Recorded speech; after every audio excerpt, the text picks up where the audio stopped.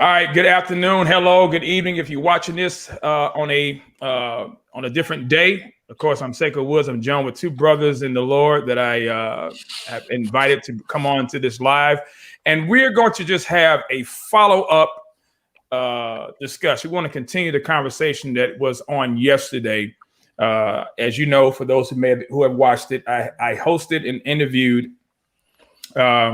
Julie Royce. Julie Royce is a journalist. She did an article on John MacArthur. Of course, the conversation as a result of that continued on. So I just wanted to entitle this particular video, "The Conversation Continues." Now, interestingly, these two brothers that I have on my live as my guests today, I have had some history with both these dudes. I've had some interesting history with both of them. And so I want them to, for the sake of clarification and context and background, I want them to introduce themselves. Let the audience know a little bit about yourself, how we clicked up, conflicts that we've had, and how we were able to, come again together, for the glory of God, of course, and also for the importance of just building, relationships as well too. So I just wanted to, put that out there. And for those who may be joining us right now, if you are just coming into the live, welcome. I don't see any comments yet. Maybe nobody's commented yet. Let me see. All right. Okay. So anyway, I'm gonna start with you. Mike. Go ahead and reintroduce yourself, man. I know we talked yesterday, but give the people some background, some history about yourself, how you and I, came into friendship, relationship, whatever, what I'm saying, conflicts we've had, and what made you come on to this live today, bro. Go ahead, man. Yeah, my name is Michael Williams. I'm a content creator and a media director in Phoenix, Arizona, self-employed 20 years now, blood-bought believer. I came from and have affiliations with charismatic doctrine and background, mainly because I'm a musician, but I lean more towards Reformed doctrine. I lean more towards Calvinism. That's just my personal upbringing. Me and Saiko met on the internet, talking doctrine, talking Bible, and that's mainly been my conversation on social media, is really just talking doctrine, discussing different issues we've had. Our disagreements have just been personal preferences as well as our own interpretations of the Bible. Every time Saiko was wrong and he apologized, so I appreciate that. You know what I mean? So yeah. I caught that. Yeah. Caught the little slip there. Yeah. So yeah, we're brothers in the Lord. We're both strong, passionate about what we believe in. We don't hold any punches, and we're willing to dialogue with anybody and listen. But we're also not. Hopefully, people don't take this the wrong way. We're not going to be disrespected either. So if you're going to have a conversation, let's have a conversation. But if you just want to attack and stuff like that, we give it as good as we take. So we talk about stuff all the time. We share conversations. We call and talk about dialogue. We talk about ask questions of each other. We try to sharpen each other on different things. Some things we agree on, some things we don't. But we are one thing we're in full agreement in is if it doesn't honor the Lord, then it needs to be addressed. And absolutely. I think that is the most succinct description I can have of our relationship. Absolutely. Facts. All right. Well, Xerxes, man, introduce yourself, man. Let people know a little bit about yourself. Same format as well. And what made you decide to come on the live, man, today?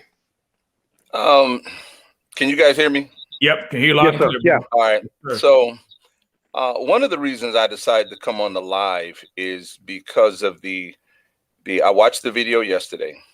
Mm-hmm. And I saw Jules. Is it Jules or Julie? Julie. And there were some things that were alarming in regards to what everybody else was saying in regards to John MacArthur and his wealth, right? But before you go into that, let people know how you and I clicked up. Give them a little bit of the history. Well, to be honest, tell you the truth, yeah. Saiko was about to get Nate Robinson before Nate Robinson got Nate Robinson. And that's debated. That's debated. No. Well, he's known as Bruce Leroy, right? But like Mike Tyson said, all that stuff goes out the window when you get hit with a right hand. So to take it all the way back, I met Seiko at a conference in Newark, New Jersey called Stand for Truth. Stand up ministries. Stand up ministries, right? Yeah. And my professor, John Coleman, I have been in radio doing apologetics for years. As a matter of fact, I'm the person that did the interview with T.D. Jakes that exposed him as a oneness in 1998. I remember that. So when you talk about CRI, Hank Hanegraaff, all of those things, the first African-American Biblical Apologetic Ministries nationwide, Salem Communications, I was a part of that. So you're talking about early on before me with Dr. Harley Howard and Nightlight, when you talk about biblical apologetics, so if I were to take J. Vernon McGee, you take Chuck Swindoll, you take Alistair Begg, you take John MacArthur, you take Dr. Walter Martin, and at the time that Dr. Harley Howard was doing radio, he was #1 on Salem Communications. Mm-hmm. Not on the weekend, not at a particular time period. He was #1.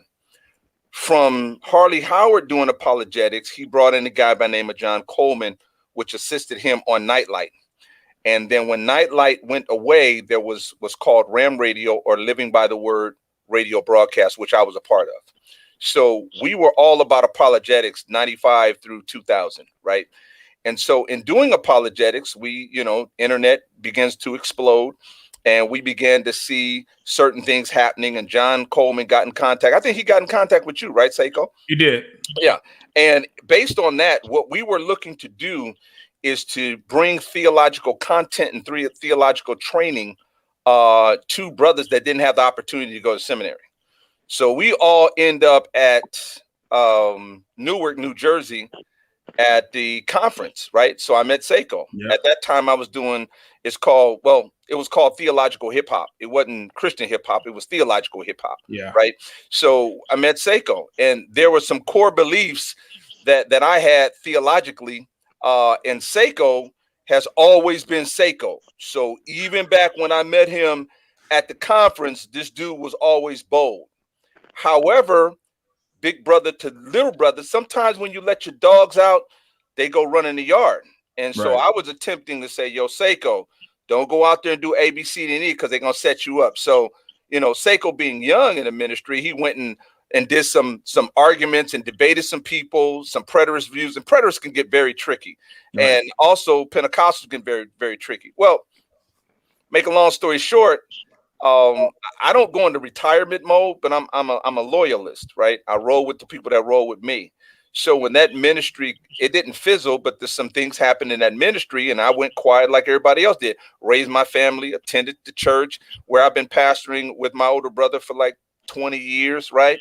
Mm-hmm. And so all of a sudden, there came out this big video, war, word, faith versus reformed theology.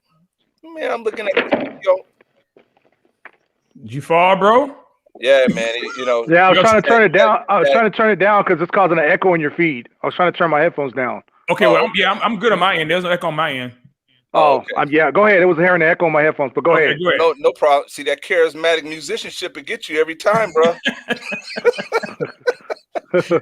But anyway, this is what happened, right? So Seiko came out and he did an interview with Fred Price Jr. And I'm like, Fred Price Jr., that clown ain't saved. And so we went back and forth, and I was like, dude, I told you before. And he was like, look, Xerxes, you know what, man? I get what you're saying, but you ain't about to do A, B, C, D, and E. And I think I still got the text on one of my phones. He said, and best bet, we better not see one another anytime soon. I was like, this little. So we went at it, right? Yeah. And so for years, I didn't have any conversation with Seiko, none whatsoever. Yep. In part because there were some things that I knew about Crenshaw Christian. See, Crenshaw Christian Center started on Broadway, and then it ended up in Inglewood around the corner from my house. So everybody and their mama, when you talk about going to Crenshaw Christian Center in its heyday, they're parking in driveways, blocking driveways, street, all of that. And I have some family members that attended Crenshaw Christian Center, right? So to make a long story short, I'm not a baby to Crenshaw Christian Center. I know fully well about it. So my beef with Seiko it's based on, Fred Price Jr. you know, and how I believe that he's not A, B, C, D, and E, right? And so when we sat down and I went off on this dude, I think there was some post that he was slamming somebody. And I said, dude, you need to check yourself about Fred Price Jr. before you come at me. And so I called him and he was like, bruh, didn't I tell you not to ever call me again? And I was calling him because some of the same stuff that he was doing, I saw it way back in 2008. And he was like, look, man, let's just get this out. So we had our words. He didn't budge. He still believes Fred Price Jr. saved. I didn't budge. I still believe Fred Price Jr. is crazy. But what we did was we came to an understanding. He understood that I have an aunt that basically went into a coma and was in a coma for a long time and then was paralyzed and died because of embracing the theological premise of, you know, Crenshaw Christian Center. Right. You know, I know people that lost their homes. So when I began to tell Seiko about my personal, he was like, okay, Xerxes, I didn't know that. I'm like, well, yeah, I didn't tell you. And then there was some things that we had a conversation about in regards to Fred Price Jr., where that furthered his belief that Fred Price Jr. was a believer. And guess what? I'm not a snitch apologist. I don't go and run my mouth based on confidentiality conversations that I have with people. And I respect that about Seiko. So when you have these clowns up here arguing doctrinal premises based on the fact that you have a guy that's running a multi-million-dollar church with a high school, junior high school, kindergarten, it's a big organization. So then I began to look at how the United, Pentecostal Church went through its reformation, but it took some minute for it to go through that. So me and Seiko kind of, we minted our stuff, this, and this, and he friended me again. I friended him again. And so we kind of put those things to the side. Not that I gave on 1 inch with Fred Price Jr. or he gave 1 inch on Fred Price Jr., but we just kind of said, this is where we disagree. Okay, we can move forward in agreement in regards to this, and this. Right. Which leads to the conversation yesterday. And the conversation yesterday is about John MacArthur. Well, if you guys have time out, go to Dr. Harley Howard's page. I did a whole docu-series 1 through 5 on him from 1973, 72, all the way up through the present. And you will hear in that documentary of what John MacArthur did say to 2 well-known apologists doing apologetics, reform theology in the inner city. And John MacArthur's like, nah, you guys stay down there with your people. That's what he said.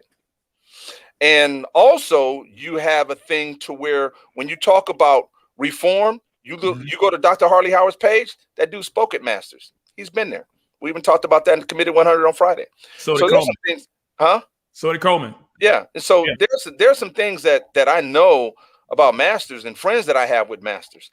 My biggest beef with John MacArthur is not the amount of money that you either make or get. The question becomes, what do you do with that? Okay. In other words, hold on, man. This right here, I was on tour with this dude. TLC, Boys to Men, Jodeci. Yeah. I was in the business. I know what a $2.5 million contract looked like. I know what advancements and money look like. I know all of that, right? So the question with John MacArthur becomes, wait a minute, hold up, bro. Wait a minute. You getting $500,000 a year for part-time work? Wait a minute. And then people would turn around and say, well, that you live in California. I live in California. As a matter of fact, that's why I brought you on. Both of y'all are West Coast. One live in Arizona, one live in Cali. So, right. And the issue is, Mike and I, we had our conversation yesterday. And again, and from what we gathered, we respect each other's opinion and views. We disagreed on some things, but it was still love. It was still respect. You know what I'm saying? We dealing with issues that another writer or a journalist put out regarding MacArthur. Well, you have pretty much some more information and knowledge regarding, TMS, grace, and things like that. And you live in Cali. You read the article. What was your take from the article that Julie Royce wrote? It was factual. The whole thing? You had no problem with the beginning portion of it? No, I don't have a problem with all of it. Okay, when it comes to journalism, there's certain things that you have to do. Same thing when you're doing radio. And a lot of times when you call on radio, guys don't understand that off the top of the head ain't off the top of the head. You got 3 or 4 dudes with you when you do radio. You have a 7-second pause so you can mute somebody, bring somebody else. There's whole lot of stuff you can do in radio. I get that. No, it doesn't really trip me out in regards to her tone, whether it was positive or negative. Let's look at the core of it. John MacArthur makes $14 million. That period. A lot of people would say, well, what's wrong with that? Well, you can only say that because you ain't got $500,000. And the question becomes, after you get past sufficiency, enough, right? After you get past that, how much does it move towards stockpiling? How much does it move towards that, right? Okay. John MacArthur, 14 million. Lou Dobbs that just got fired from Fox is 16 million. That dude 2 million below Lou Dobbs. But wait a minute, hold up. Right? Not okay. Let's say he does get $14 million. Granted, what is he doing with that? How does he do with that? Example, when I got my money from Capitol Records and we were doing stuff, there was a point by which I was like, okay, this is taken care of. That's taken care of. We cool. Even when I came back and I got saved, I'm working in Hollywood, working at Sony, and I'm making the money to where when me and my wife got married, I could have moved to Thousand Oaks around the corner from Will Smith or to Valencia where everybody is. I could have. Chose not to. Why not? Why? Because as a pastor, where I live is irrelevant to my desire. In other words, I told you about this before, Seiko. You go into American Gangster. Dude walks up and say, hey, man, you like my suit? Yeah, that's a flashy suit. Why is that a flashy suit? You want to be like dude over there?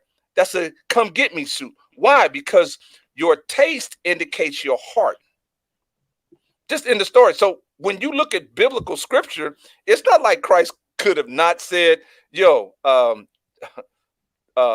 horse, donkey stuff, come to me. It could have. Jesus said, go and teach man whatsoever I taught you. So let's do it like this. If you're dead to yourself, what does it matter? Whether or not you live marginal or you live large. Living large is an indication of your desire. It's an indication of your heart. It's an indication of what you want. Well, if you dead, you shouldn't want that at all. And so for me, being all the way back in 97, right, with Hammer, right?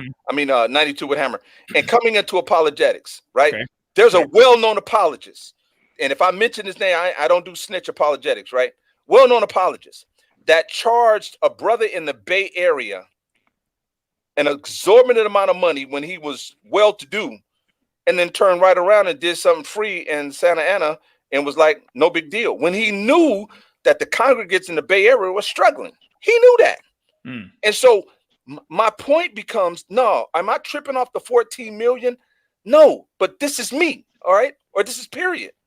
Yeah, go ahead, bro. Go ahead, Mike. Well, where are we getting the 14 million number from? Just 14 million from what estimated what he's worth.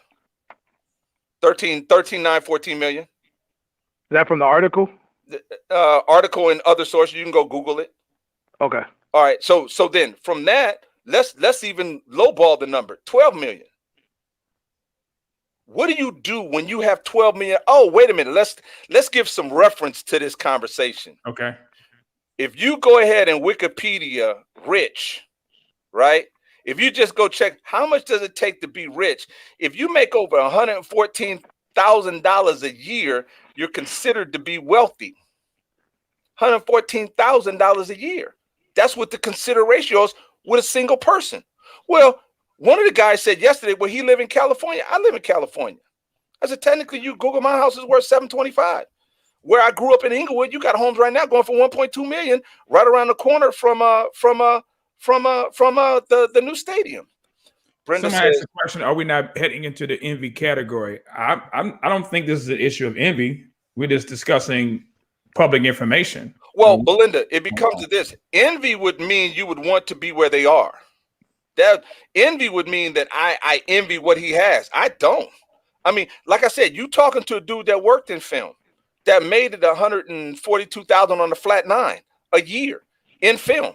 And guess what? To this day, I've never taken a salary from the church. Never. As of 2012, on a restricted income, churches predominantly elderly congregation, which individuals are retired. We went in when John and I took the pastor, the church was in debt. As of 2012, church no longer in debt, belongs to the church because of fiscal responsibility doing certain things. Now and mind you, I was always a bilocational pastor. My dad always a bilocational pastor. And so, no, my whole point would be this. There are times where individuals have said, Pastor Xerxes, we're going to bless you. And I'm like, oh, no, I don't need that. I don't. Go do something else with it. So let me address this. So somebody said, why are we treating this as a scandal that a pastor makes a good chunk of money? Well, again, who's making it a scandal? Let me put it this way. So, if what is the name of that report? The Wartburg Watch, when they did the report regarding the accreditation of TMS, and they had all these findings. Okay, some of the findings that they had were that some of the students who are children of the donors seem to get better institutional aid. That's a financial issue. Conflict of interest of his son-in-law, Corey Welch. You have these issues that come up, not because we're bringing it up, because it's been made known. So now, if it's a scandal, we're not stirring up the scandal. I'm just addressing the issue because the issue from yesterday's conversation, I believe that this is something that we as Christians and as brothers should be able to discuss. And here's another point with that, because if we're talking about consistency, or we're talking about how pastors are to live and how pastors are to conduct themselves. That's why I put up the post earlier today, and I still stand behind that. If preachers are going to tell women how they are to conduct themselves and dress modestly, then that carries over how pastors, as pastors, we should live modestly. Because if we're talking about MacArthur, or we're talking about Jake, so if we're talking, let's just go with Rick Warren. With Rick Warren, okay, purpose driven. All right, he doesn't take a salary. Now, if you want to take a salary, that's not a sin. I'm not saying that's a sin, but what I'm saying is, if we're going to be consistent and we're going to talk about what a person has, and then this person has the same thing that these other quote unquote false teachers have, what's the difference? Is what I'm asking. I got a question. Go ahead. Rick Warren doesn't take a salary because he's an author, right? Mm-hmm. Do we believe that The Purpose Driven Life was a theologically sound book? It don't have to be a theologically sound book. That's not the issue. The issue is I'm answering your question. It doesn't have to be a theologically sound book. The fact is, he's a pastor. He's a Passover congregation. Whether we agree on the doctrine, we don't agree with the doctrine, but his lifestyle and what he chooses to do, or even look at with John Piper. Let's just say John Piper. Put it on even keel then. John Piper's lifestyle, John MacArthur's lifestyle, not the same. And here's another thing. If we're talking about what a person says, I'm talking about what a person says. So when MacArthur talks about churches having coffee shops and this and that, but Grace Church has a coffee shop. Grace Church has, these things that he mentions about other quote unquote churches or campuses is having. So what's the difference if we're talking about this ministry over here, but we can't talk about this ministry here? Does anybody know John Piper's net worth? I know he's a millionaire. No. I know he's a millionaire. So he's probably on par with John MacArthur, right? I doubt it. I'm not really sure. I wouldn't say on equal. But I know he's not. I know he's not hurting for money. But hold on, I think there's an element that everybody's missing, right? From what I know, Rick, what's his name? Rick Warren. Rick Warren. He's non-denominational, isn't he? Yeah. Or is he a Baptist church? You know what? I think he's non-denominational. I think maybe not, but yeah, it could be. Yeah. Okay. Well, John MacArthur falls under a Baptist church, and if you guys don't know about elder rule, congregational rule, in a normal sense, back in the day, you had somebody feedback is coming from somewhere. I'm good. I don't hear any feedback on my end. Oh, okay. Well, you had, normally you had the church and you had the parish, and the parish was for the pastor because it was always tied to the church. And you always had the one-to-one alignment of the church took care of the pastor's parish and maybe his medical. And then, I need that link. I need that link, bro. Abraham. Give me that link. Yeah, give me that link. So with that being said, the question becomes, if the two biggest things that you will ever pay for as a person is your house and your medical to an extent, if that's already taken care of in a Baptist sense by the church, why would you need all the other extravagant? Now, mind you got to go back and look at this to an extent, right? J. Vernon McGee, which to this day has probably the most awesome radio ministry last 35 years. So you take J. Vernon McGee, you take Dr. Walter Martin, both of those. When J. Vernon McGee actually had the top end of what he was doing, he said, I drove an old beat up car. Dr. Walter Martin says, even though I'm doing radio and the radio is sufficient, there's no need for me to buy anything that's newer. I'm sufficient with just getting around. This was the mindset of dudes back in the 70s when apologetics went forth. And understand this, when this whole thing started, John MacArthur was not that dude. David Hawkins was that dude, but not John MacArthur. So when you talk about moving forward from PTL, TBN, Reformed Baptist, Southern Baptist things, no, as certain individuals began to pass away and do stuff, then all of a sudden there was this push for John MacArthur to become somewhat prominent. As a matter of fact, Masters didn't start to 85, 86? Yeah, go ahead. Go ahead, Mike. So I've been listening for about 15 minutes, and I'm not disagreeing with any of the facts.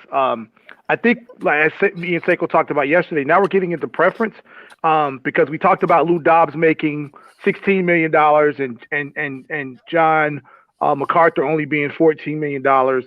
We talked about that you're talking about how men apologetics wise in the 70s and 80s had a different mindset than today's ministries, right?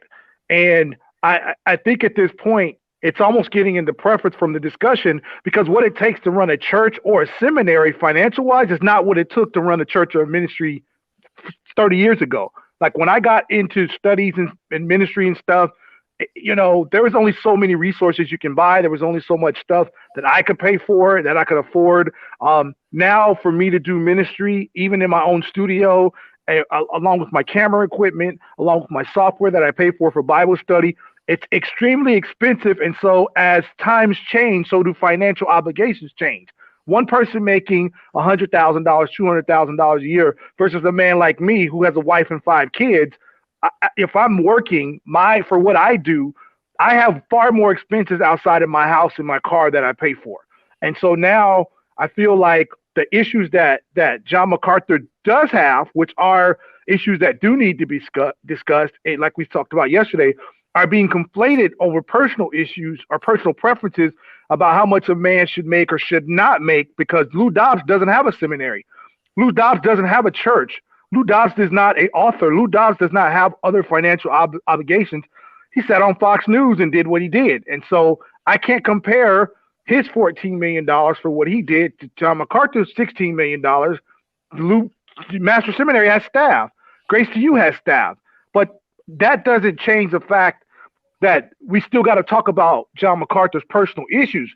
We do. I just think the money part is conflating it, just because it seems like we're talking about what a man should or shouldn't make in ministry. That's what it sounds like. I could be incorrect, but I feel like we're throwing in some issues about what we feel and what other folks would do in ministry and what other known men have taken the role as far as how much they should make, how they should live. I personally don't know how John MacArthur lives. I just know he has a plain suit on every time I see him. Now, when I watch TD Jakes has on Jordans, some tight jeans that don't fit, a goofy sweater and an $800 shirt. So I can't what he spends on his clothes and what John MacArthur spends on his clothes. I don't know if I can determine if that's part of their character issues, mainly because I feel like a lot of John's character issues are how he treats people, how he talks to people, his condescending tone. And I don't know if that has anything to do with his money. That's just my opinion. So that's what I feel like we're going off on is so he makes. Go ahead. No, I'm just saying he makes a certain amount of money. Okay. So let's talk about it and talk about the other issues when I feel like the other issues are more important. Okay, right. That's what I feel like. I feel like the character issues you guys talked about, the scandals that are the son-in-law. I feel like the issues at the seminary about the guys you talked about how they told everybody to mind their business. I feel like those are completely separate from the money issue. And I feel like we're conflating. That's just how I feel. So let me bring it to you, right? Yeah. John MacArthur's issue is more of a leadership premise than it is a singular premise. I brought up J. Vernon McGee and Dr. Walter Martin because in leadership, their leadership was different. The same way leadership of everyone back in the 70s and 80s was different. So the premise goes like this. You're saying we're conflating John MacArthur's disposition, but better yet, most of the problem with individuals now in leadership and CEOs make an exorbitant amount of money in comparison to their employees. There's a problem with Hewlett Packard, HP, Apple. All of these CEOs and even politicians make way more money than they should. So when you look at the trickle-down theory or the common theory of, well, he runs a school, well, he does this. One of the biggest problems in colleges right now are the individuals that make these absorbent amount of money, whether it's in athletics, track and field, psychologists, these dean schools. These schools make way too much money, and you see it reflective across the board. So when I'm making an argument about John MacArthur, I'm not necessarily I'm talking about the leadership value, the leadership aspect of, okay, you're looking at what he does, and his $14 million salary has nothing to do with what the school brings in. Those are two totally separate, different issues. What a person gets paid per hour basis what comes into the school or the ministry is different. So I'm just saying, as you see this worldly greediness, you see this same type of acceptance of reform greediness, and now all of a sudden it's okay. It's like I told Saiko earlier. I said, Saiko, the problem with most people is most people can't distinguish between $1 million and $5 million and what that literally does. They don't associate between the difference between if you got $2.5 million on a consistent basis versus 14 million, what that looks like. Because again, you get back to what is actually enough. So granted, you have a business. I have a film business. I've been doing film editorial since 2010. And if you look at your overhead, if you just do the math on your annual projections, what you make, what it takes to run your company, you might say to yourself, oh, okay, I could make do with everything about 275 a year. That might make me well. And if you do that over a 10-year period, you might be able to say, well, you know, I've kind of did A, B, C, and E.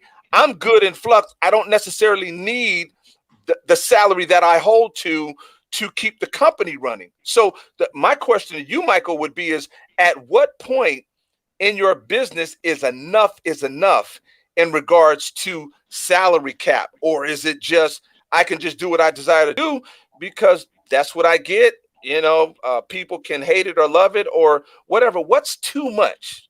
Okay, for me, in my business, and I understand the CEO standpoint, but I also look at the aspect that if a person is a CEO of a company, right, and they actually, without a board or even with the board, they are going to be, let's say a pastor or a group started a church, right? Started a business or whatever. I think one of the issues is that I'm looking at and say, well, this CEO is making more money than I am. Then I also have to look at, well, what amount of investment into this entity does that person have? Nobody has more entity into creative studios than me. Okay, my name is on everything. My wife's name is on everything. So the investment I have in my own company is going to be greater than anybody that walks through 2955 West Indian School Road. So I have the most to lose. So is there a wrong? Is there a wrong idea that if I have the most to lose and I do the most work and I work here the longest, that I make the most money? Like, is that a wrong premise? And if it is, at the end of the day, I have a legacy that I got to leave for my kids. So for me, I don't have a cap on how much I can make because I'm putting away money and putting away stuff and setting up stuff for the other 5 people that I got to take care of. I'm not guaranteed to live forever. I don't want my wife struggling if I pass away and she has to take care of a funeral. I don't want the bills to fall apart. I don't want none of that falling apart. So just for me, there is no cap on how much I can make because I got 7 people I got to take care of, 8 if you include my mom, 14 if you include the people in my family stuff. I got a tribe I'm watching over. And so for me, the reality is I can't tell a person what's too much or when there's too much because I don't know what their obligations are. I have no idea what their responsibilities are. I don't know what John MacArthur has to take care of being a husband, having 4 kids, 15 grandchildren, and a great-grand. I don't know what that costs. I have no clue what that costs. So I can't tell him when's too much is too much. What I can say is when you start living outwardly extravagant, then yeah, I'll probably have a problem with it. Me, like I said, I don't know John MacArthur's life. I just watch him preach in that same little plain suit in a church that's not. Look at Michael Todd's church. Look at his church. Like they gave away $4 million this year for Christmas, and they gave away houses and cars. But look how they have church. They have a humongous digital screen. They broadcast all over. They're 2 different dynamics appealing to 2 different demographics. John MacArthur's demographic is not Michael Todd's demographic. Now, if they have the same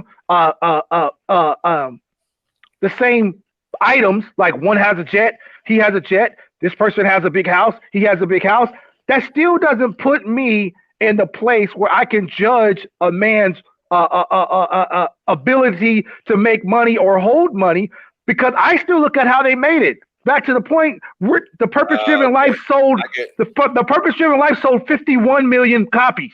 That's why he doesn't take a salary. He sold 50 million copies of a book that we all agree is not theological. So he's getting his money dirty. Okay. That's my opinion on that. That's just what I feel on that. No, I get you, Mike. Now look up above Seiko's head to your left, and what do you see? I see a bunch of books. No, look at the burgundy ones. You see commentaries. Absolutely. That's John MacArthur's commentaries. Now, absolutely. I wouldn't have a problem. I wouldn't have a problem if by chance the things outside of his monetary value came from. However, there's a big difference between me and you, Michael. Big difference. There's a big difference between me, you, Michael, and Seiko. You know what that is? Tell me. No, please. I don't. We were ordained by God, which limited our aspect and our scope. It limits. For everybody, or just for example, I wouldn't have a problem if everybody in John MacArthur's Paris was cool. But the bottom line is, for those that God has touched, and you're supposed to toil in ministry, you're supposed to be tempered in all areas. All. In other words, there's a point by which if somebody decides to give you something and it's been given, and of course like I said, right now, technically, we're talking about theology, and I want you guys to understand this. We're talking about theology because some people right now are talking about a football game, and they arguing the difference between a quarterback and a cornerback. They arguing the difference between, whether or not Brady going to get another stop. So for you guys, understand this. We're all on God's team talking about preferences and ideas and opinions. Right. So I have the right to say, wait a minute, this brother had hands laid on him. Somebody entrusted ministry in his hands. Somebody did some stuff, and this brother's obligated to be tempered like everybody else. Let me ask you a question. Yeah. Do you feel grace to you and Master Seminary has been faithful to their call to the body? Oh, yeah. How much is that worth? I can't put a number on it. So if you can't put a number on how much the ministry is worth, how can you put a number on how much John MacArthur or anybody should have? Hold on, wait a minute. You know why? Because it's based on your heart. In other words, okay, see, I'm not a snitch theologian, right? But when I was on tour with Hammer and somebody needed something, I was like, I came back to LA, got my advancement, got my money. Technically, in my sense, I have more money than most, right? Period. At the end of the day. And so when someone said, yo, I need help When I broke them off and didn't think nothing about it. There are times technically where I don't have a pot to piss in or a window to throw it out of, but I've gone and when a person would ask me, hey man, do you have a quarter? And in inner speech, God would say, go help that person. And in helping that person, I know good and doggone well, $1 ain't gonna help them when they got kids. $2.45 ain't gonna help them when they got kids. So even though I may be technically, I don't have it, and I go give somebody $40 or $60 and say, go get a room, go do A, B, C, D, and E, it's because I have a wife, I got a 401k, I can make it till next week, right? So in that regard, when you think about it, there's somebody that I knew in ministry that when we was doing radio, this dude went to John MacArthur's church, told John MacArthur after being there, he was in financial hardship. They broke that dude off with $1,000. In California? And in California. And after hearing this dude's hardship, now, brother, I don't know about you, Michael, but me as a pastor, if I know I'm sitting on 5-6 million and a faithful member come, oh, all right, my brother's gonna kill me for this. But Seiko, you know I'm unfiltered, right? Speak on it. For Christmas, we gave every member $100 when we didn't have it. Went into a savings account and for Christmas said, everybody, here you go. Boom. Now, don't y'all be bum rushing Emmanuel talking about, oh, I'm going to join in because you're going to get a C note at this. But we did that because we ultimately believed that the members needed more than just a card because it's heartfelt. So all I'm saying is this, if I can give a dude $3,500 because I know him and be like, here you go, dude, John MacArthur giving somebody a check for $1,000 is like you giving a dude a quarter when you got 6 million. Now we just talked. Well, but you just said you guys went into a savings and gave everyone $100, right? Right. So $100 is what you guys gave to all of your members because you felt like a card wasn't enough. We just right? did it, but we just and did it. Yeah, we just did it.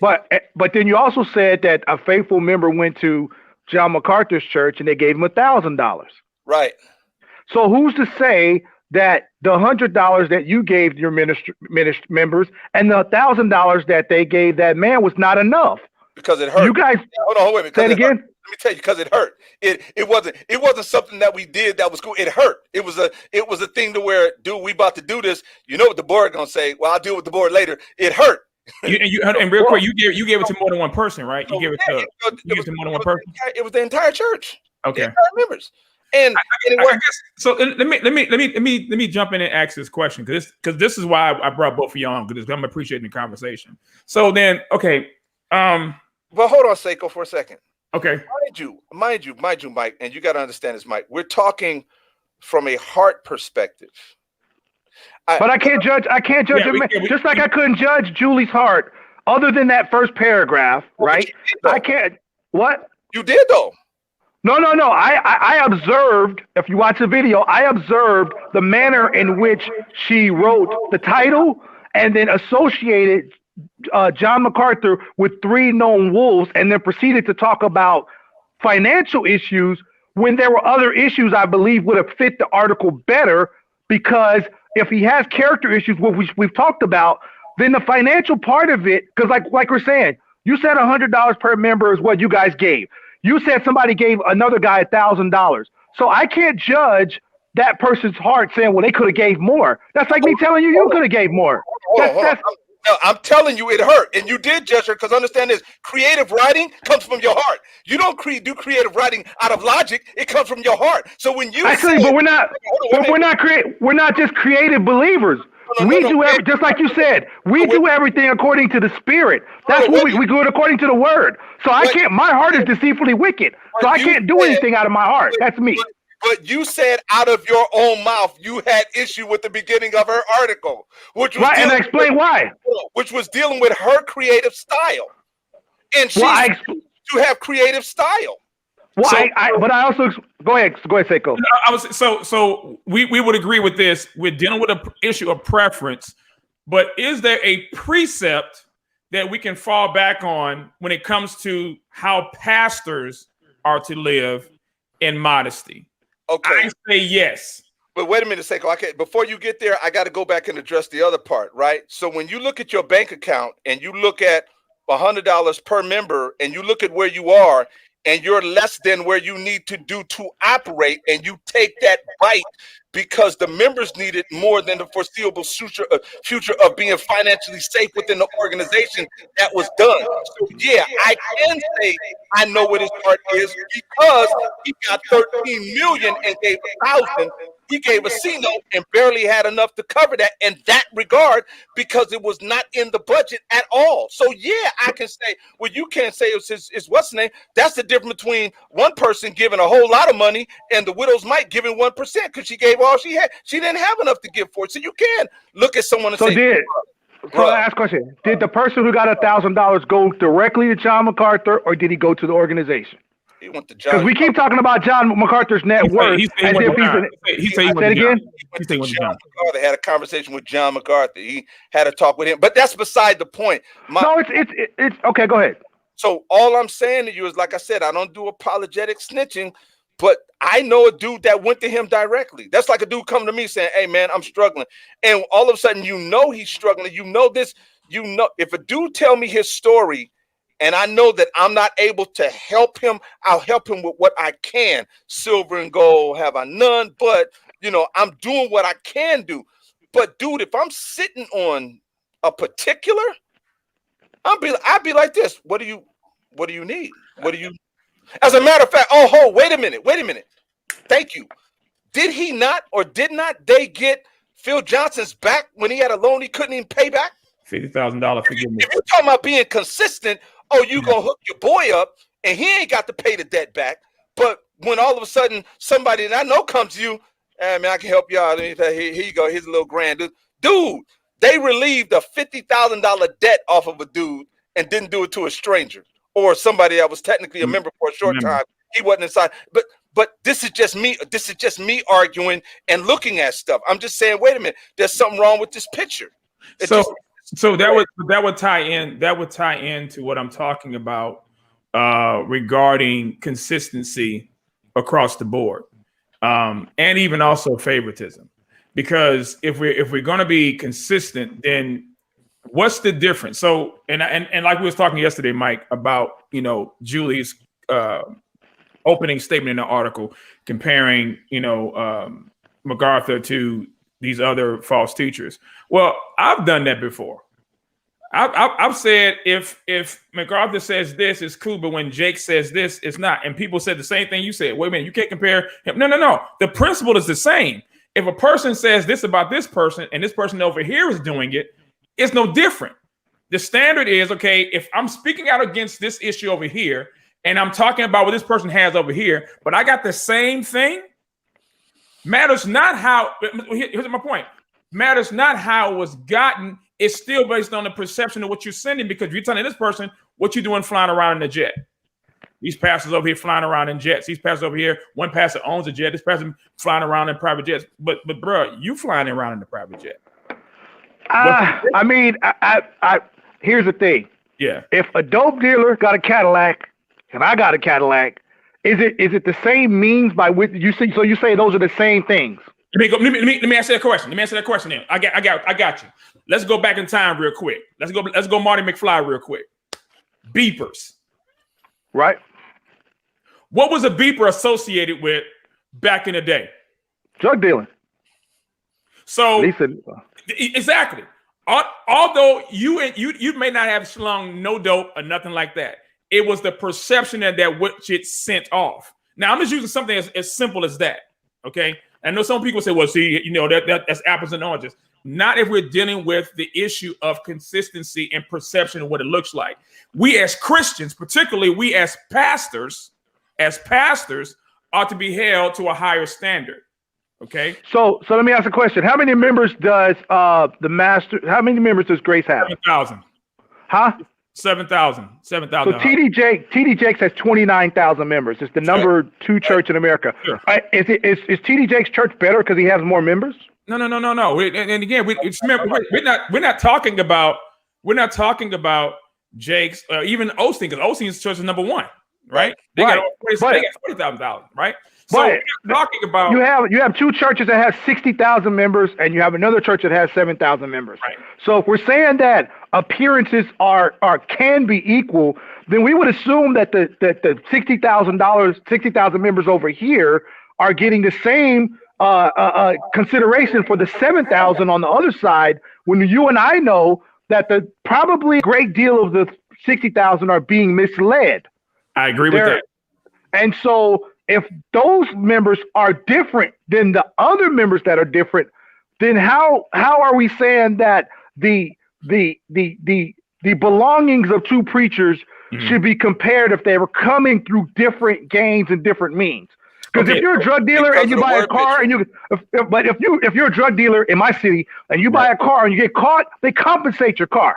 Right. If you're a pastor and you get, I don't know, maybe you get arrested for something, they're not going to compensate that car because that car was purchased by regular means. No. So that's not even the same scenario. No, the reason they're not going to confiscate that car is because it belongs to the church historically. Even if it belongs to, if you get pulled over tomorrow, they can take the car back. I mean, if it belongs, but the church can take it, but the government would take the other car because it's ill-gotten means. Okay, so I'm saying that it just seems like I said, it seems preferential to me. Like for instance, let me ask X, how much money do you think John MacArthur should make? Let me hear you say that. Because you said you can't put an amount on how much grace to you as a general grace to you and as a master seminaries. From a general standpoint, we can't put an amount on what they put into the kingdom.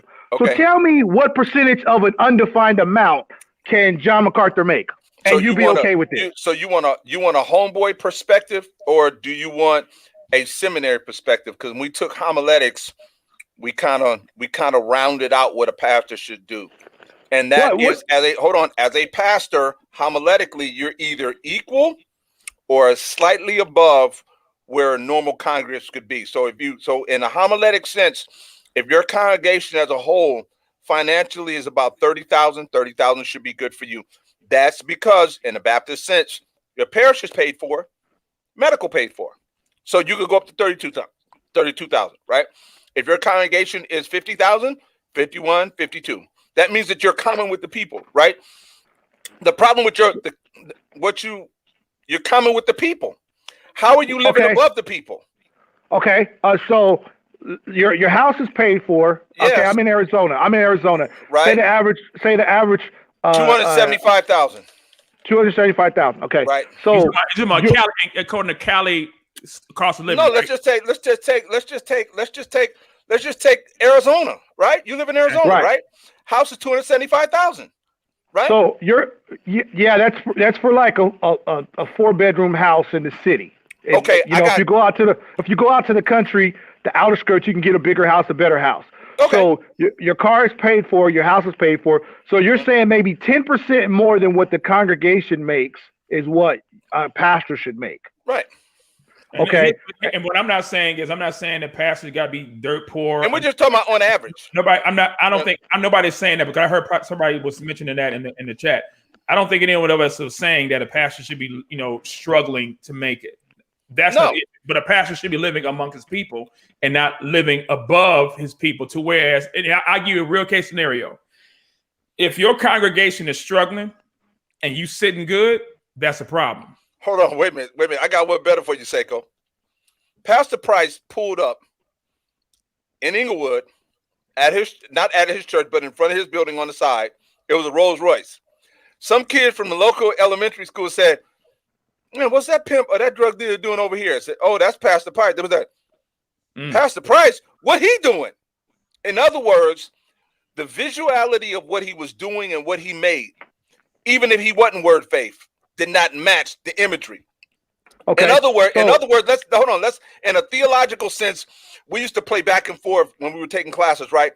And someone asked, if Christ was to step on the planet right now, what would he look like?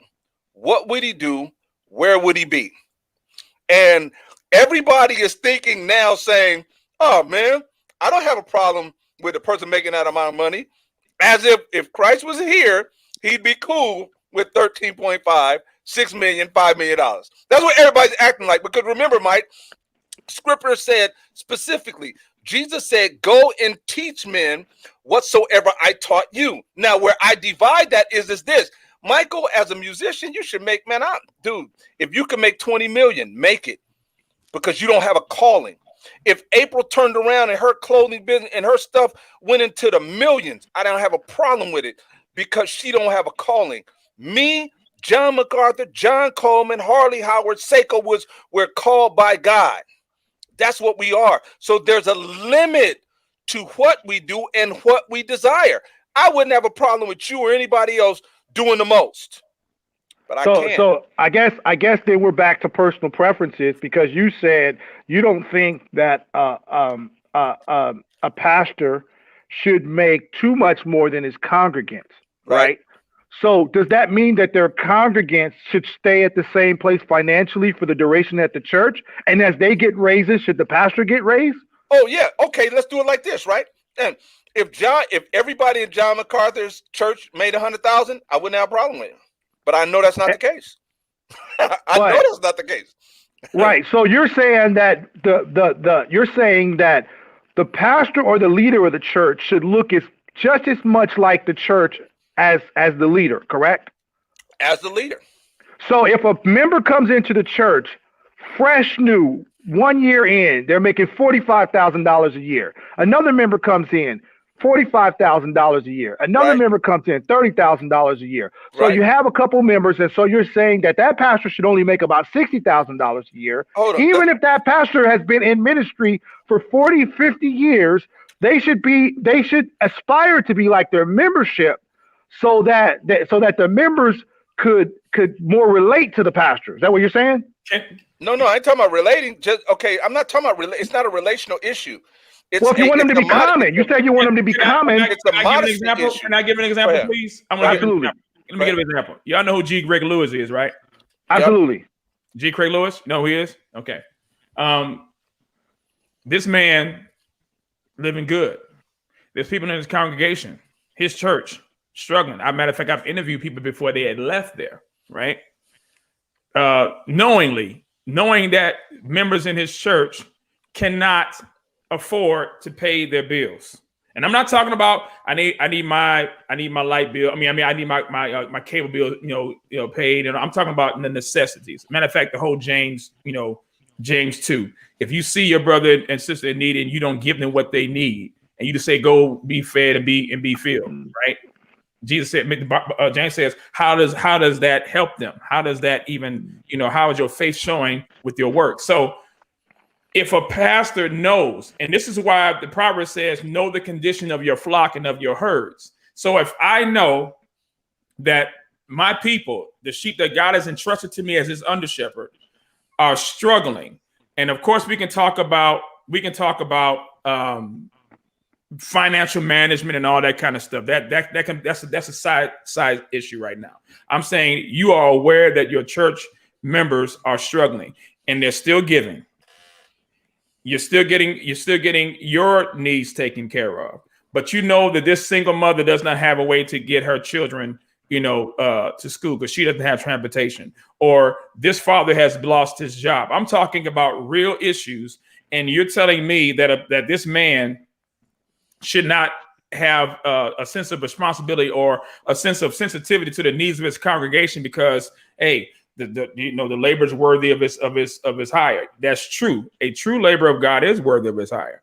But when you have a congregation that is struggling, or when you have needs that are to be met and they're not being met, how does that show the heart of a true shepherd? Now, I am not saying that that's John MacArthur. I'm just giving a principle that as pastors, we are not to live high on the hog while our congregants are eating slop like hogs. All right. Let me address that. So I think this comes to the point I've been making. Sure. Of all the research that you've done about G. Craig Lewis, he's a wolf. Mm-hmm. He's 100% not saved. Mm-hmm. Will we agree on that? Absolutely. Oh, absolutely. Which means he's not a shepherd, which probably means that the organization that he runs is not a church. So we're trying to now hold him accountable to a place that he doesn't belong in, that he has not walked in, and from all of the expose that you've done on him, he doesn't qualify because he's already shown that as a wolf, as over what would be considered a membership, just a social club, they're not a church. So biblically, they're not even able to tackle the idea of taking care of the poor members of their organization because he's not a shepherd and they're not a church. But Ezekiel calls these shepherds false shepherds that are feeding themselves instead of feeding the flock. So in an analogy or in an imagery sense, you still have people that we know don't qualify as shepherds or under shepherds, right? But they still have congregants. They still have people who are God's people that are being taken advantage of for profit, or they're living well-to-do while those that are under their leadership and under their tutelage are struggling financially. That's the absolutely point. But this gets to the point. They're not getting taken advantage of because of financial issues. They're getting taken care of because of doctrinal issues.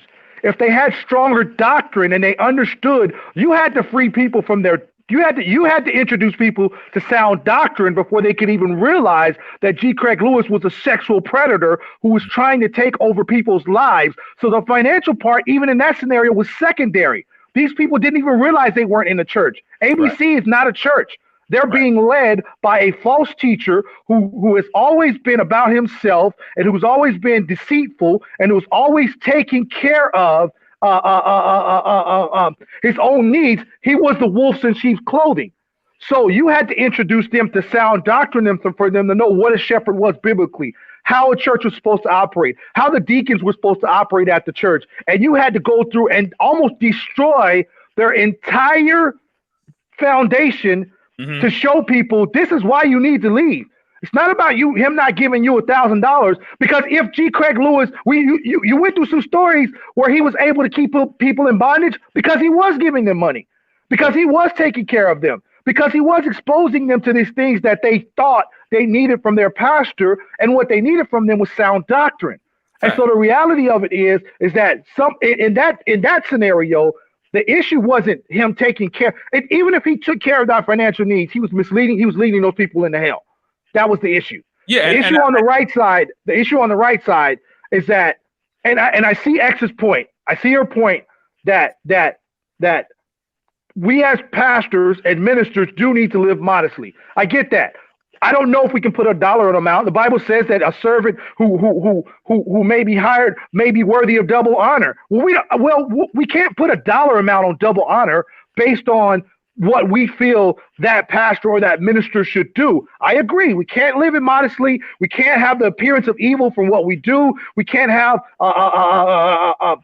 men walking around flaunting jewelry, there's an Instagram account that shows the dollar amount of pastor shoes, and they start at like $800, $900, $2,000. It's ridiculous. We can't do that as believers. I agree with that. I believe the Bible calls us to be people, to, like you said, that when we see that person, we see the God in them. We see the ministry of, we see that. Right. But I also can't go and take what I believe is a personal opinion, because I don't know what amount double honor is. I don't know what's comfortable for I don't even know what Grace to You and Master Seminary's worth. I don't know how much they give out, because Julie said herself, they wouldn't turn over tax returns. So we don't know if they're donating or keeping all the money. And not saying that that's even going to excuse them for the amount of money that they may hoard or they may have. Okay, so let's do it like this, right? They wouldn't release their taxes, right? So we just dudes, right? We just dudes. Mike, we just dudes talking, right? Yeah. Grace would not release their taxes, and we're cool with that. Trump wouldn't release his taxes, and everybody had a conniption. So we're talking about being consistent, right? So we keep bringing up other issues with other people. Once again, we're talking about leadership. He's trying to make a point with the church. I'm just trying to make a point with leadership, whether or not it's Christian leader, we're just talking leadership in character. In other words, you would say, we don't know what double honor is.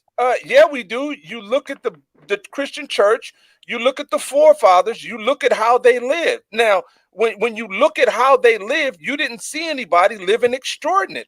You don't see anywhere, not only in the traditional sense of the first century church or anywhere, you don't see anybody living way above everybody else. Example, what John MacArthur makes right now is in the 0.5% of people in America. That he ain't 10%, he ain't 5%, he's 0.5%.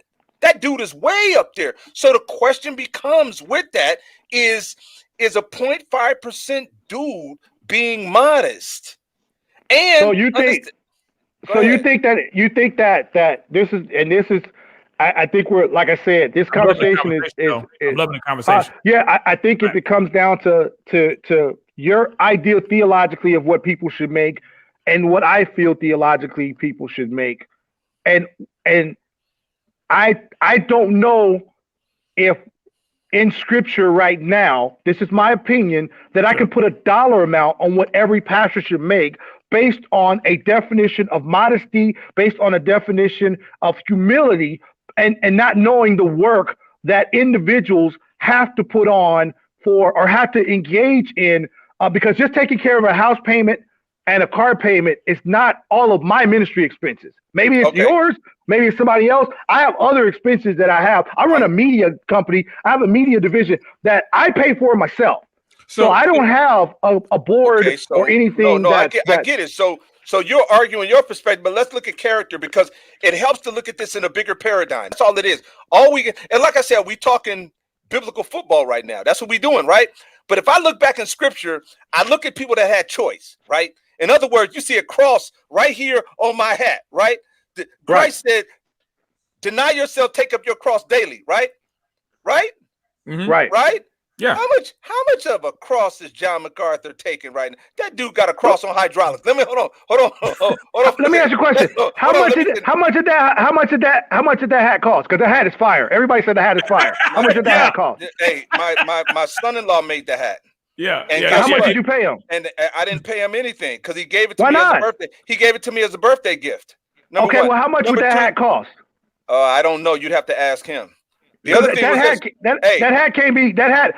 Here's my point. Hey, when you could have just came on here with a regular black hat, right? A free hat from Dollar General to make your point. But you got clearly a $50 fire hat on. Like, that hat is fire. I want one, and I got dreads that won't even fit. But I want one of the fire hats. Hey, I'm gonna be honest with you. You know why he stopped doing hats? Because wasn't nobody buying them. I'll buy them. So hold on. So the support factor wasn't there, number one. Now, let me go back to my premise. You've always had individuals that had dual choices. In other words, my argument in the beginning of dealing this video is most people don't know what rich is like. They don't look what money's like. So they talk in a poor sense, and they don't understand, like I said, the difference between 1 million and 4 million, or well-to-do versus not well-to-do. So with that being said, can we go back in scripture and find individuals that had well-to-do? Well, yeah, you start in Exodus. Moses could have stayed in Egypt where all the money was, where all the stuff was. What did he do? He went with his people because that was a heart issue. He could have enjoyed himself with the spoils. In other words, he had the opportunity to sit there and say, I'm going to sit with this 14 million around my people. And at that time, he was half Egyptian, half whatever, because he grew up as a step dude, right? He could have stayed there. He could have stayed in Egypt and still helped his people, but he didn't. He said, no, I'm not going to enjoy myself in my riches. I'm going to go be with my people. So that's just when X looks at it, I'm like, wait a minute. I mean, and I might be a little bit different, Michael. I might be there because, like I said, I was telling Seiko, my kids got a hard time looking at the American Music Awards. They got a hard time looking at the Grammys. They got a hard time looking at the Oscars, because when they look at me and say, Dad, I don't want to hear it, because I've been there. I've been to the Oscars, Grammys, all of that. And when I break stuff down, they're like, man, you took all the fun away. Sometimes there's a philosopher that said rich people don't have the fallacy that poor people have, that riches correct everything. So once you get to the point of having riches and you get real perspective, you're like, wait a minute, hold up. And this is just me. And yeah, we talking preferential, but there's no way in the world I could sit on 13 million and be cool with that. Especially due to the fact that, hold on, wait a minute. Let's keep it 100. There was a dude that started the Red Cross. You see them in the hood.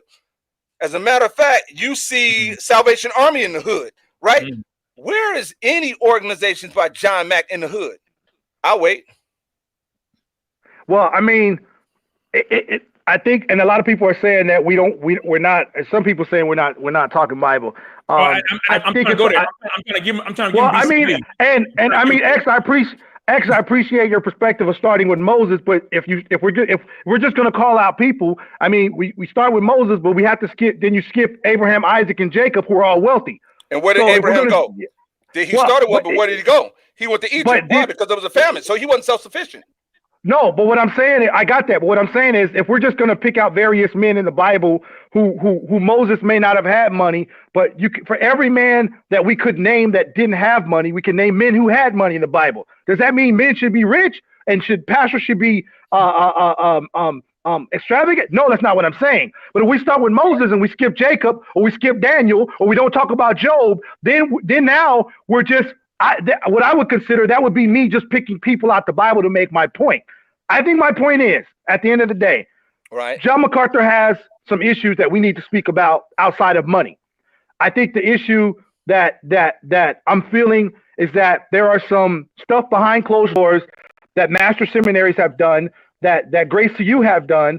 They've done some stuff that seems to be pretty concerning as far as their treatment towards people. Maybe some treatment of some stuff they've said towards people of color, maybe some stuff they've said to people that have been that may have been considered classes or stuff that was in a different financial class than other people. I don't like Phil Johnson's tone with anybody, and I've said that several times. My position is, while there could be some discussion about his $13 million, I think there's some bigger discussions regarding some very serious character issues that have been arisen and that you guys know more than I know, that need to be discussed as more of an issue as a shepherd than his $13 million. Because for a person that has worked 40, 50 years and they're worth $13 million, I mean, if you work 40, 50 years in the world in one particular aspect and you were good at it and you had an empire behind you, I mean, LeBron James is worth $100 million. And he doesn't do anything for the kingdom. He may give back to the community. But LeBron is not. No. Wait. But you guys were talking about leadership because you brought up Donald Trump. So that's where. So wait a minute. You brought up Donald Trump. You brought up a whole bunch of other people. So you said you were talking about leadership. But Michael, we made the argument. Let me explain why real quick. Because the church is called salt and light. The world is not called salt and light. I got it, but he said we're talking about leadership. What reason I'm saying, and he brought up Donald Trump, who was the leader, because he didn't give his tax return. Here's what I'm saying, Mike. Michael, I brought up leadership in regards to trends, not in regards to specifics. I began to look. If you look at the level in which CEOs is trending, we're not talking about. I brought up Trump because Trump gets a wage based on trending, based on his value, based on his stuff.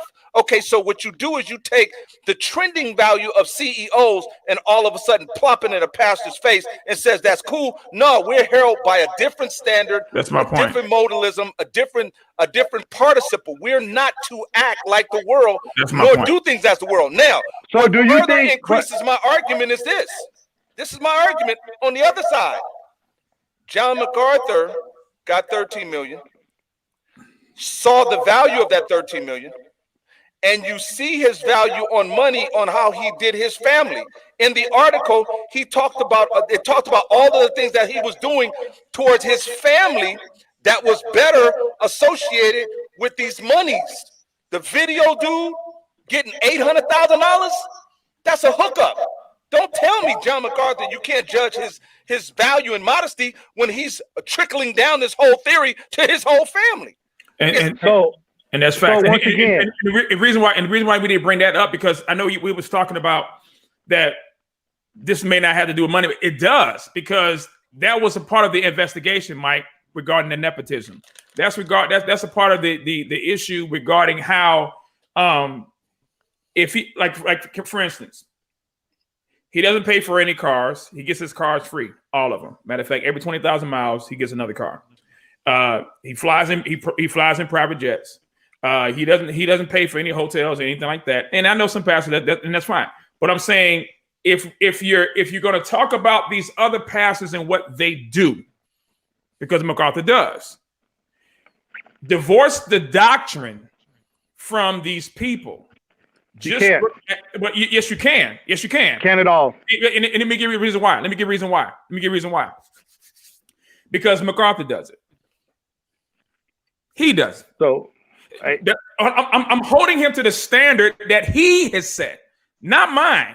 I'm saying if you're going to go hard at a Rick Warren or a Joel Osteen or this person over here and if their lifestyle is just like yours, or if they got 2-3 houses and you got 2-3 houses, the person on the outside that's not saved looking in ain't gonna tell. They're not gonna ask you for your doctrinal statement, bro. They're not gonna ask for that. They're gonna say, well, wait a minute. This cat over here he got 2-3 houses. This cat over here got 2-3 houses. So what's the difference? Oh, well, because I preach sound doctrine. Well, wait a minute. Because now when I look at First Timothy chapter 2, verse 9, where it says, and Paul is referencing to women, but the principle is this: I want women to adorn themselves with proper clothing, modesty, and discreetly. Here it is. Here's the clause: not with braided hair, gold or pearls, or costly garments. Wait a minute. The historical context of what Paul was referring to with the church at Ephesus that Timothy was a pastor of, these women, he said, when you come to the house of God, when you come before the ecclesia, make sure that what you are wearing, how you are adorning yourself, does not give attention that you are making money. Because that's what the text is showing. So when these women would put tortoiseshell combs in their hair and things like that, and it was flashy, or if it had, people looked at that as a symbol of extravagance. So I got a question. Wasn't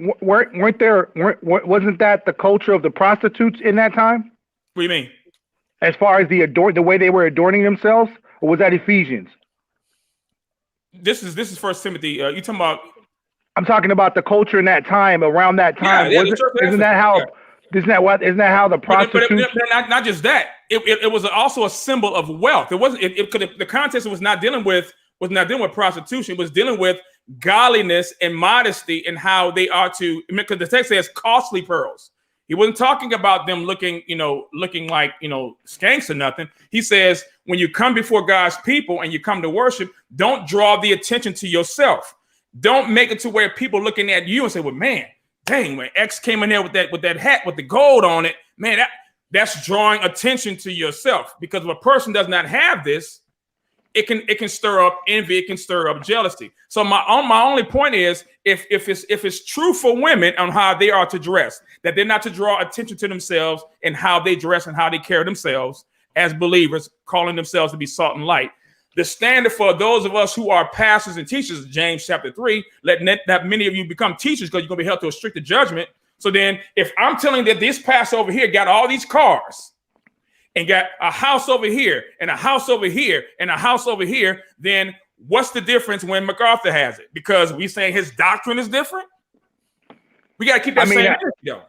I mean, at the end of the day, this discussion comes down to, and you're not saying it, but you are saying it, is that you feel John MacArthur has too much money, and that you feel like he should give some of his money away or put it somewhere else. Here's what I'm saying. I'm not into John MacArthur reparations. No, brother, that ain't me. Yeah. No. I'm saying you're because we keep referencing the $13 million, and that referencing it because he already said he should only be 10%, 15% above what the median income. I made that. Here's what I'm saying. Yeah. Here's what I'm saying. Based on the article that popped off that Julie wrote, okay. Mm-hmm. MacArthur is against prosperity. Prosperity preaching. He's against not prosperity. He's against prosperity preachers. Okay, that's different than prosperity. But keyword prosperity. But no. Don't take an adjective and make it a noun. Prosperity preaching. I'm not. Yeah. Listen, here's what I'm saying, Mike. But wait a minute, Michael. Prosperity preaching does not mean word faith preaching. Okay, let's call it incorrect preaching. No. But because I'm just going to be honest with you. You're talking about prosperity preaching. In other words, right? My grandfather in the ministry, John L. Branham, right? was the first mega church in the United States. The church was built in 1938. Echoes of Eden Choir, the first choir to broadcast nationwide. John MacArthur, Echo of Eden's choir with I forgot the guy's name, but he built $1 million church in 1937. John MacArthur and Jack MacArthur was living in South Central at that time. They used to come hear John Branham preach at 7 o'clock in the evening on Sunday. So if you're talking about prosperity preaching, then you'd have to put every discipline, mega church that had money, that became self-sufficient in that drawer. That's what you'd have to do. So it's not. I disagree with that, but that's not what we're talking about now. Disagree on what? Where your facts at? Prosperity does not mean word faith. I would say that the idea or the concept, in my understanding of the prosperity preaching, a major component of it is benefits that you get by making yourself be able to conjure up stuff like riches, like health, to use the gospel or use the word to benefit yourself directly. Okay. And you're trying to manipulate God into being a genie or a gift giver by telling God and what his word says about you being wealthy, you being always in health, you being able to speak the money cometh, name it, claim it. That came out later. You're talking, that came out post civil rights, bro. Pre civil rights, that wasn't it. In other words, I can ask the question, all of you guys on this thread, with God in your lives, has he blessed you? Hands down. I can look at Seiko, I can look at you, Michael, and God in your life and doing God correctly has brought about blessings. Whether you like it or not. So in as much, you can talk about prosperity, but the question becomes, does God increase your life through your obedience and your faithfulness to him because he's your daddy? Yeah. Is that geniism? No, that's just walking with God. That's just how much blessing and prosper should John MacArthur take from his God for him being faithful to his word? See, the thing is what you're deducing from you're deducing that the fact that John makes 13 million, that's the argument. No, no. That's what he's worth. I don't know what his assets are tied up in. No. I don't know how much. According to the article, go look at the W2. W2 says 500,000. Okay, so they said he make $500,000 a year for 4 hours of work. If he does 8 hours of work, you're looking at $1 million a year. Right. So in 10 years, you're looking at 10 million. 20 years, you're looking at 20 million. Well, absolutely, but I'm a graphic designer. Sometimes it takes me 10 minutes to make a flyer. Sometimes it makes me an hour. I'm going to charge you the same $75, whether it takes, because that's why I did this 20 years to learn my craft. Because you're thinking as a businessman, not as a pastor. No. It's different. Your value. All of my clients I serve are in the church. So while you're calling it a business, and while you're calling it the way you call it, right? Your means of living comes through business. It is not obligatory for any of your customers or anybody that you advise or advertise to give you money. There is not anybody that you send an email to. They're not obligated to feed into you just because you sent them an advertisement sheet. But as a pastor, it's not because you said primarily the people that do business with you are Christians. They're not obligated to deal with you because they're Christians, but the sheep is obligated to take care of the pastor. They're obligated to do that. So once they're obligated, you don't abuse the obligation by going overboard. That's why the Bible says that he has to be modest, because there's so you think that John MacArthur's taking modestry. Go ahead. So do you think that John MacArthur's taking advantage of his sheep? I wouldn't go that far. Well, you just said that the sheep are obligated to take care of the pastor, and you also said that John MacArthur has too much money. So we can't say he has too much money. We can't say that they're. Let me not even go into that. My point is, ask the question. If you're asking me, do I believe that he's making too much money? That is not my issue. My issue is the audits. My issue are the investigations. My issue is his refusal, or he had to be put to a point to where he had to step down. As a pastor, John MacArthur knows better than that. Okay, $50,000 you forgive Phil Johnson for, but you got students in your seminary that are struggling trying to make ends meet, and for whatever reason they decided to go, that's on them. They got to deal with their own heart and their desire and why they wanted to do that. But if you and knowing that you are aware of this stuff, okay, and you are not meeting the needs, and you can, or if you are just basically taking care of people that's within your quote unquote circle or with your group, that's a problem, Mike. Because then why would here's the thing. Why would this investigation, why would this accreditation investigation bring all these issues up? And it does go back to the money. We can't ignore that because that's what the report said. And don't forget, John MacArthur said it. It's not your business. Yep. No. Well, wait a minute. Hold it. It's not your business. Think, was this in the seminary or the church? This was the seminary. Okay. So he was in chapel. He was in the chapel, and he said this was the devil attacking him and all. I mean, it's in the report. It's in. Okay. So my point is, for people. So you think the seminary issues are the same as the pastoral issues? Are they related? If that's no different. That is no different if I had a school. Okay, because we want to try to dichotomize the seminary from the church. If MacArthur dies, if MacArthur dies tonight. God forbid, if he would have died tonight, it's it for Grace. It's it for TMS. They're done. They can act. Y'all can act like it's going to be because he's the stamp of that place. So when you go to TMS, you're not going to TMS to see Nathan Busenitz or to see Phil Johnson or to see you're going there because you know that this is MacArthur's school, this is his seminary, this is his Bible college, this is a church that he pastors, and that's fine and well. But when you have these financial issues where his son-in-law is being given almost $1 million, $800,000, because that's his son to do video work. Oh, does he do video work? Because I don't know about that. I mean, and I wouldn't talk against his video, but he does video work. But like I said, but the issue of nepotism, it's the issue of nepotism that has been brought out and has emerged. But also understand this though, Michael. The other point becomes this: when you just don't all of a sudden wake up one day and you get a pamphlet slip in the mail saying you violated something and you go on probation. That's a process. It's just not immediate. So you got to do research. They got to do findings. They got to go check out stuff. It just doesn't happen off the cuff. So for them to risk their accreditation, it's been a minute, and there are serious things wrong. Now, for me, it's neither or in regards to the school, but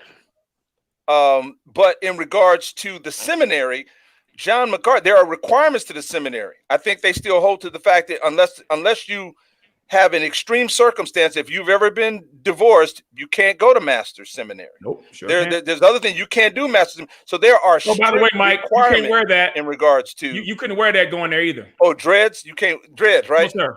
Yeah, you can't wear dreads. No, sir. Cut it. Just tell me that's not required. You couldn't wear that there.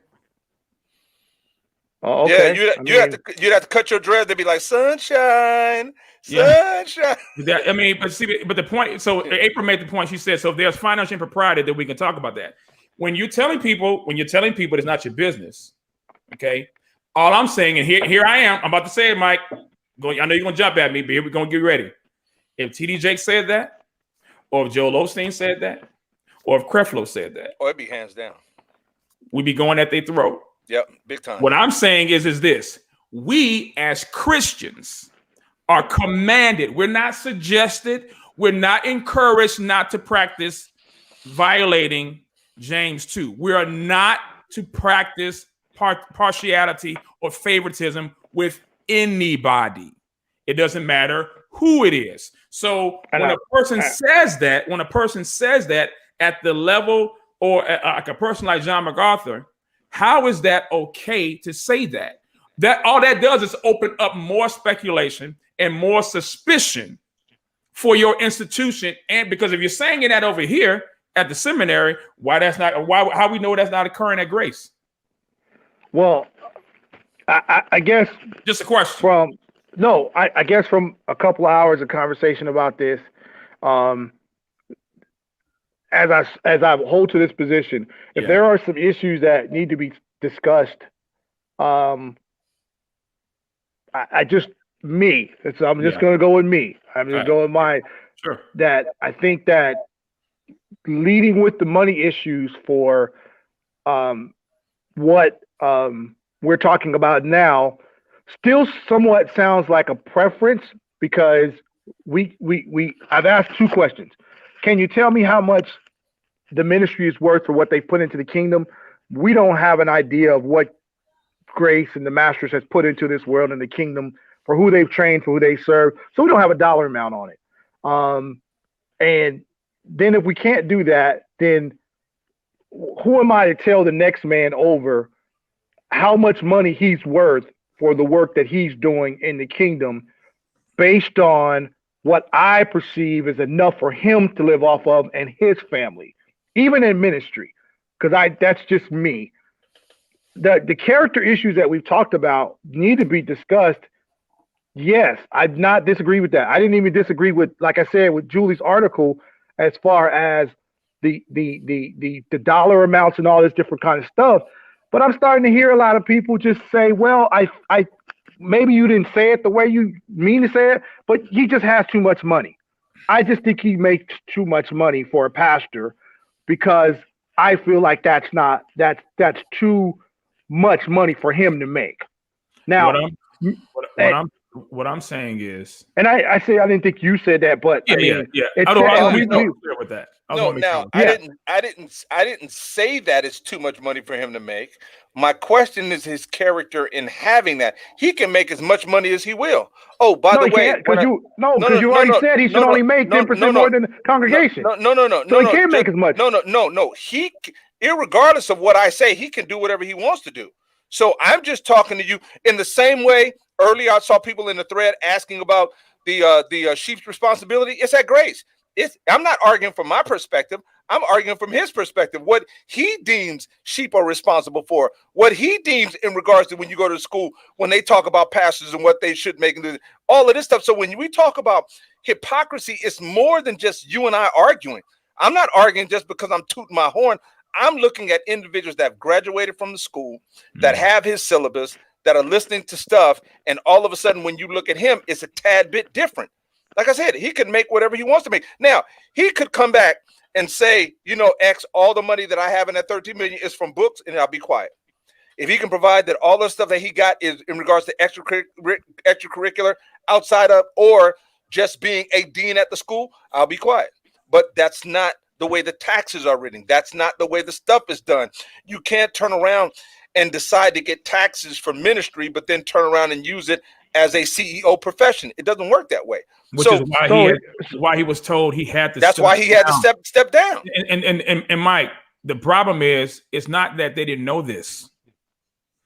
In the report, what was stated was there's a culture of fear to hinder people, which hinders people rather from coming forward. And those who did, they were reassigned.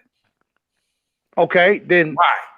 But and once again, and the conversation looks like money is what I'm saying, Mike. I'm saying the conversation, because part of this conversation, if somebody were watching it, they would feel like my viewpoint is to defend John MacArthur, and I don't, because I know that there's some things that we've talked about personally and some things that some other people have talked about. So my original conversation was that when discussing issues amongst the body and discussing issues on church issues, especially with pastor issues, my approach would rather have been honest conversations that I feel like we had over the last couple of days versus how we were introduced to this whole fiasco. And then, once again, this is opinions. We in this, I know some people feel like we're not being biblical. That's fine. We are trying to have a biblical discussion in the manner that we understand it. Right. But I think if it sounds like that, and I've said it before, it just sounds like you said, because John MacArthur's making an absorbent amount of money, and because he's considered a doctrinal preacher, that it's almost like his doctrine about prosperity and his lifestyle don't match, because he's against anti-prosperity preachers, but he's prosperous in what he does. And so that seems contradictory. And so therefore, there's some other issues that we need to talk about as well, like nepotism, like this, like that. And so just my opinion over the last couple of days that I've talked about this subject. Oh, see, my phone fell. That's that charismatic stuff again. That's the devil. That's the devil. My phone fell. Nah. Hey, but check this out, Michael. Hey, check this out, Michael. Let me say this real quick, right? For those of you that don't know, I'm an ex-MC Hammer dancer, right? And when I got saved, I said, I'm not going back on stage, period. It ain't happening. Why? Because I'm dead to myself. There's many a times where individuals like, nah, man, why don't you do it? Because I'm dead. I'm not, no, it's not going to happen. Why? The other point is that I made some very, like Seiko, some very hard statements early on in apologetics and even now. And guess what? I'm not about to flip-flop on it. The question ultimately becomes, and I'm just saying as a preferential thing, I know people that graduated from masters. I know people in ministry. I know dudes that they affirmed.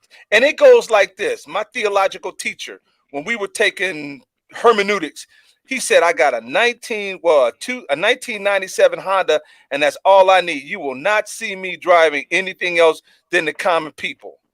And after this dude did some things, he drove it to my house in a Lexus, and I went off on him. What the heck you doing in this Lexus? I thought you told us that we weren't supposed to be living that particular way. Well, you know, no, it don't work that way. When you mandate everybody under you to be a certain way, and then you're not that way, and then people start getting heated at Julie because she starts saying, hey, the stuff that we heard is different. I mean, it all boils down. You might be talking about the money aspect, but we're talking about as a whole. This dude is doing preferential stuff for his family members and his kids that shouldn't be. He's going around telling people that their kids are depraved and they need the gospel, but he wasn't really depraved. You got all this other stuff going. It's a whole lot of stuff that's basically snowballing to where people are looking at this dude like, wait a minute, there's something wrong here. How is it you all of a sudden are not a biblical dude, or you're not that bad of a biblical dude, right? You wanted to go run track in college, but you end up going to Bob Jones University? And then when you go to Bob Jones University, you turn around and say that you hung out and went and saw where Dr. King was murdered. And then Perkins, the dude that was down there, says, John MacArthur wasn't down there with us. There's a whole lot of stuff when you go back historically, all the way from the 60s, all the way up to now, that there's some issues going on. And it's not just the financial stuff. It's the arrogance. It's the I'm better than you. It's this is what I deserve. It's all of that. So, yeah, we need to address all of that. But as we're having a barbershop theological talk, we're like, dude, you suck right about now. And that doesn't take away from the burgundy books that Seiko got. It doesn't take away from the fact that I think that dude's a dope theologian and will probably listen to him at 6 o'clock on Monday morning when I'm working out, because what he does theologically in an educational sense is not going to mess with me. When I'm saying, dude, you dropped the ball on 3rd and 9. Why? Dude, you went and celebrated in the doggone touchdown area when you got the touchdown, and you told me not to celebrate. What I think is everybody put their money on horse John MacArthur, and then all of a sudden when he wins and people start doing research, they be like, that dude ran illegally. Oh, wait a minute. That dude got shot up with something. Oh, it wasn't that. And people are messed up because they put all their stock in them burgundy books and this other stuff with John MacArthur. And now that he got stones coming out, people are upset about it. And we just talking about it. Yeah, I don't know if people are upset to the point of that degree. Like I said, I still just keep going back to, it just feels like we count his pockets. Okay, so let me we count his pockets. Okay, so we might be, and here's where we shouldn't be. But he does it. No, why? No. And see, I guess that's where the disagreement is. I think that talking about not preaching prosperity gospel is not telling people they can't be prosperous. I don't see that as the same thing. What telling a person, say it again. What do you mean?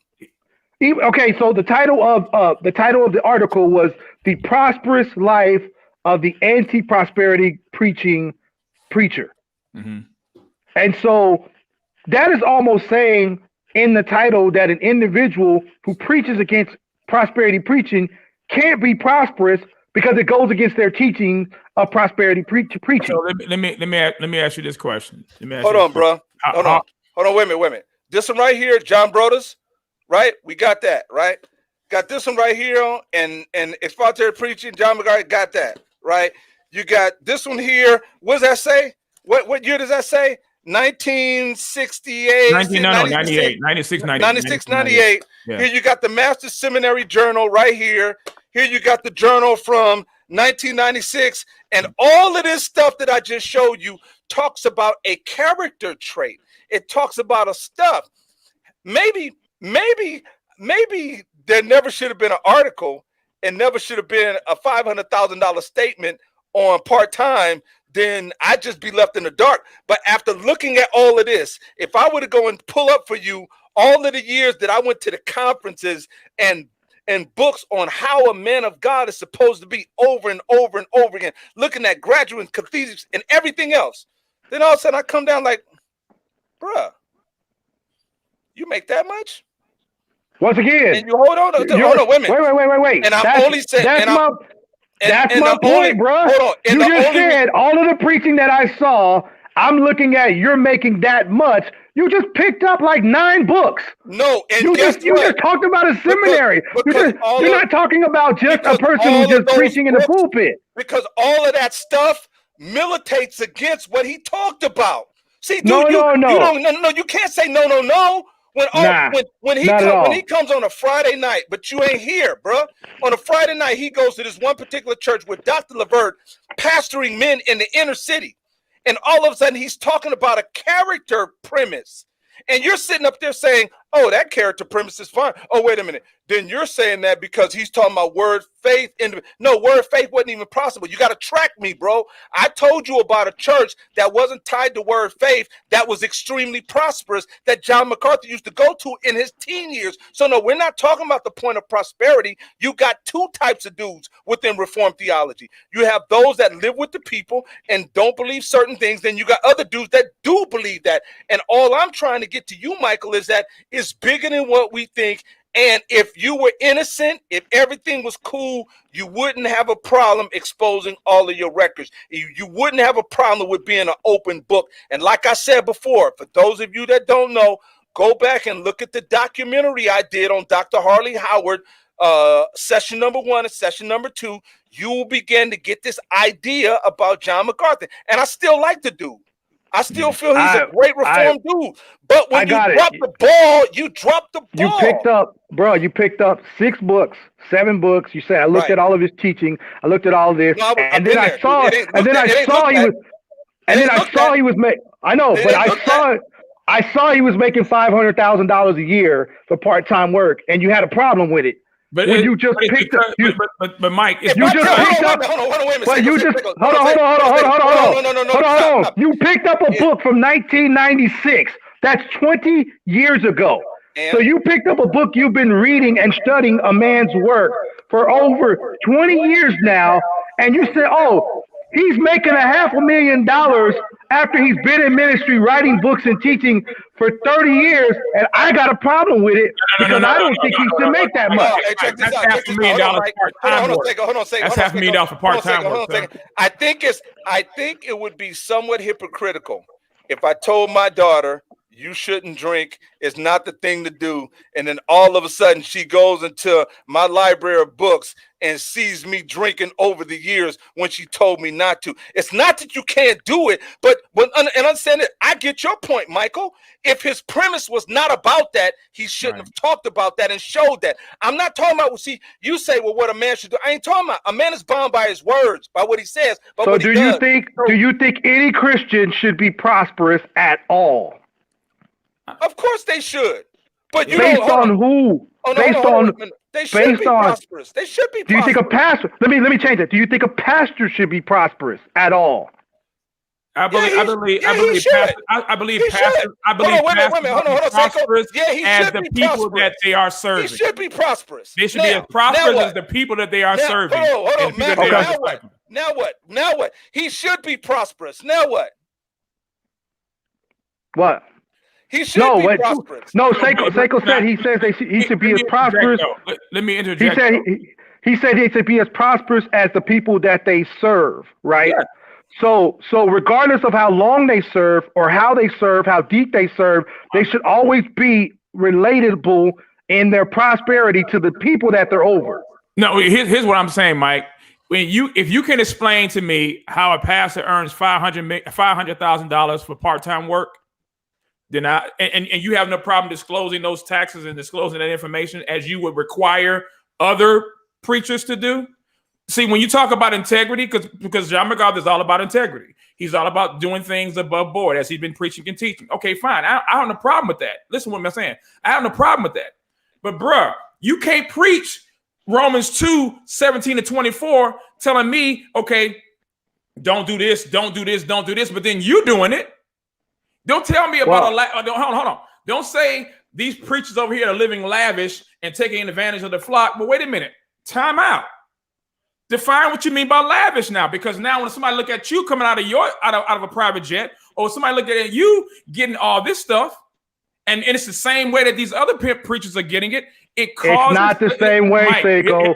It's not the same way. Mike. I know we disagree with this. Mike.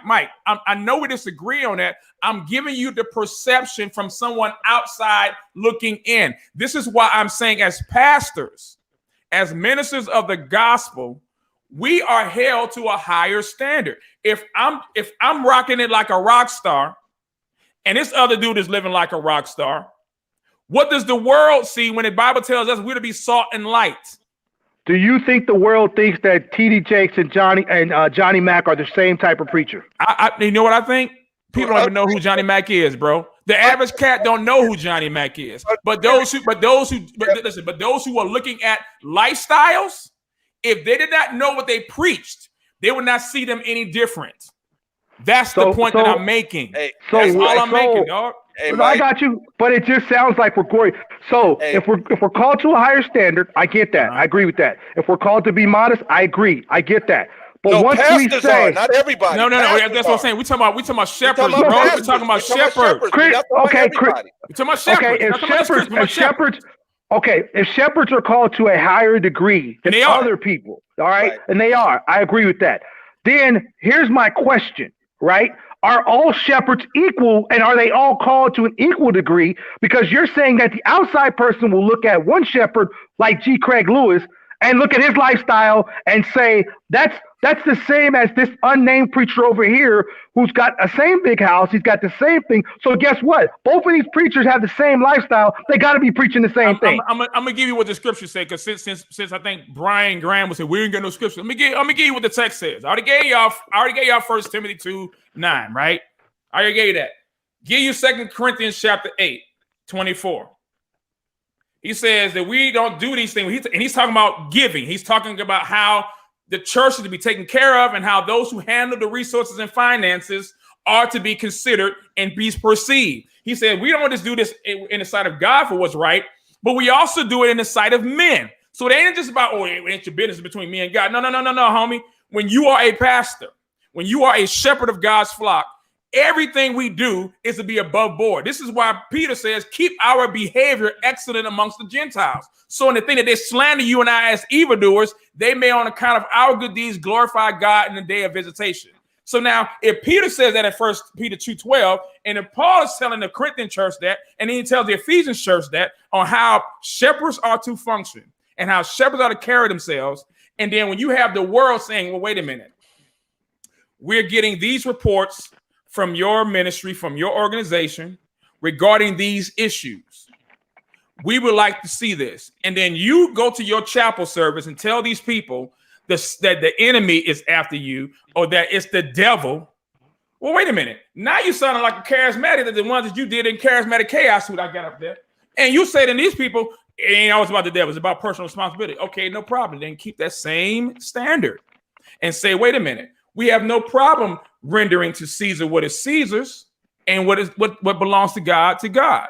And if that's the case, and if that's the case, then you would not have an investigation. You wouldn't have a black eye in your ministry. And unfortunately, you wouldn't have people trying to defend indefensible arguments. We shouldn't even have a conversation regarding whether or not a ministry should disclose their finances when it comes to a magnitude, or it comes to a school or a seminary or organization like Grace to You? Why are we talking about this? Well, because it's been brought to the light, and because John MacArthur talks about this kind of stuff when he has his conferences. So when you have all this, when you have your teachings now being brought back to you, you can't cry foul. You can't throw a flag on the field and say, "Oh, unnecessary roughness, bruh. You've been stiff arming and clipping cats. I mean, you've been doing it. So now when it's coming back on you, it's a problem." We just said be consistent. Not you. I'm just saying be consistent. That's all I'm saying. Like I said, I have a problem with not being with us being consistent. I just my own personal opinion. I think that we've examined someone else's pockets, what they're making, how they came across their report, prosperity. Sir. Because of the report. Well, I know, but once again, we're looking at somebody else's prosperity, and we're taking their preaching against prosperity preaching, and saying that possibly the life they live is contradicting what they're saying about other pastors, and saying that you're against prosperity preachers who live a certain lifestyle, and now you're living similar lifestyle. How come you're not living a more modest lifestyle based on what you're preaching? That's what I'm hearing. All right, I'll tell you. And I still don't think prosperity. I still don't think that we have. Once again, I asked this question, and I don't think we're going to get an answer. If we can't determine what the ministry, and I don't know, I'm having to think about the statement that a pastor should. You brought up a percentage or a number that a pastor should not have too much more money than the congregation. No, I think X was saying that. I said that. Yep. I think he was saying that, and I'm trying to determine how that fits into every single fellowship and every single from a pastoral point. How do we navigate that? Because then that means we are now going to be counting everyone's pockets to make sure no one is making any more than the next man. And I'm trying to navigate how we do that biblically, so that these type of conversations can be, had in a better light, so that the pastor that has the Lexus, should we hold him more accountable because the other pastor has a Toyota and they both got the same amount of family members? Like, why does he need a Lexus? So that's why I'm thinking that this conversation has gone in a kind of a roundabout way. I've always just had issues, like as I said, with the language terminology. Some of this is a lot of this is opinion. A lot of this is what we feel, and I'm trying to ask myself, how do we have this conversation biblically when I don't know if $13 million is too much, but you clearly feel that it is. But you feel that it is because somebody else in the church may not have gotten enough. Maybe the church is not cared for enough, or maybe the church is not putting out enough donations. We don't know because won't release the tax returns. So we don't know if they're giving money away. We don't know if they're serving the community. Nobody has. Somebody asked a question. Somebody asked a question about missions and said, "Are they doing mission work? I mean, are they doing mission work in their local communities?" X, you can probably respond to that because you live in LA. I mean, well, again, I think what it is and I'm feeling Michael. I think what it is the fact that there are different categories. Like I said, we're going to differ, Michael, because you don't believe that prosperity and word faith is distinctive, even in a conservative atmosphere versus liberal atmosphere, and it is. And you have those that are not pimping people that have huge congregations, right? So, and going back to some of the stuff that we learned and that is common knowledge in a pastoral sense, the first question becomes, how big is a congregation? When does the congregation get too big that an individual pastor would need to farm out or subdivide its church for new flock members? And it's always, and I'm strictly speaking in a Baptist sense, not a Lutheran sense, not a Methodist sense. I'm talking about in a Baptist sense, that at some point, when you're talking about pastoring and doing things, most people say the limit of a pastor with a local congregation is between 500 and 700. That was it. After you get about 750, 800, then unless you have an exorbitant amount of staff, it becomes problematic when it comes to proper discipleship. That's a whole nother different deal. Now, my point with you, Michael, is this. I'm not getting on John MacArthur because I'm pulling a hair up my behind. I'm saying these are things, when you talk about the character and what he wants to do, there are things that he has taught, that he has told people. Again, it goes back to my analogy of if you tell somebody not to, or advise somebody not to do something, and then you do it yourself, it's problematic. If he never would have came up with these conservative, modest viewpoints and expressed them, I don't think we'd be having this conversation, number one. Number two. Can I ask a quick question? Yeah. Has he told anyone in his membership not to live or make a certain amount of money or not be prosperous? Or so my rant 30 minutes ago meant nothing to you. In other words, when I told you that there are dudes that graduated from the school, as a matter of fact, there's a place called LA Bible Training started by J. Vernon McGee. Half of the people that teach over at Masters teach at LA Bible. There are graduates from LA Bible that hear of the content, the character, the how-do, the presuppositions of a pastor. And when you get those graduates, when you get those people that sat under the teaching, that got the syllabus to this day, and you show $500,000 for part-time work, $13 million net worth values, them dudes go, what?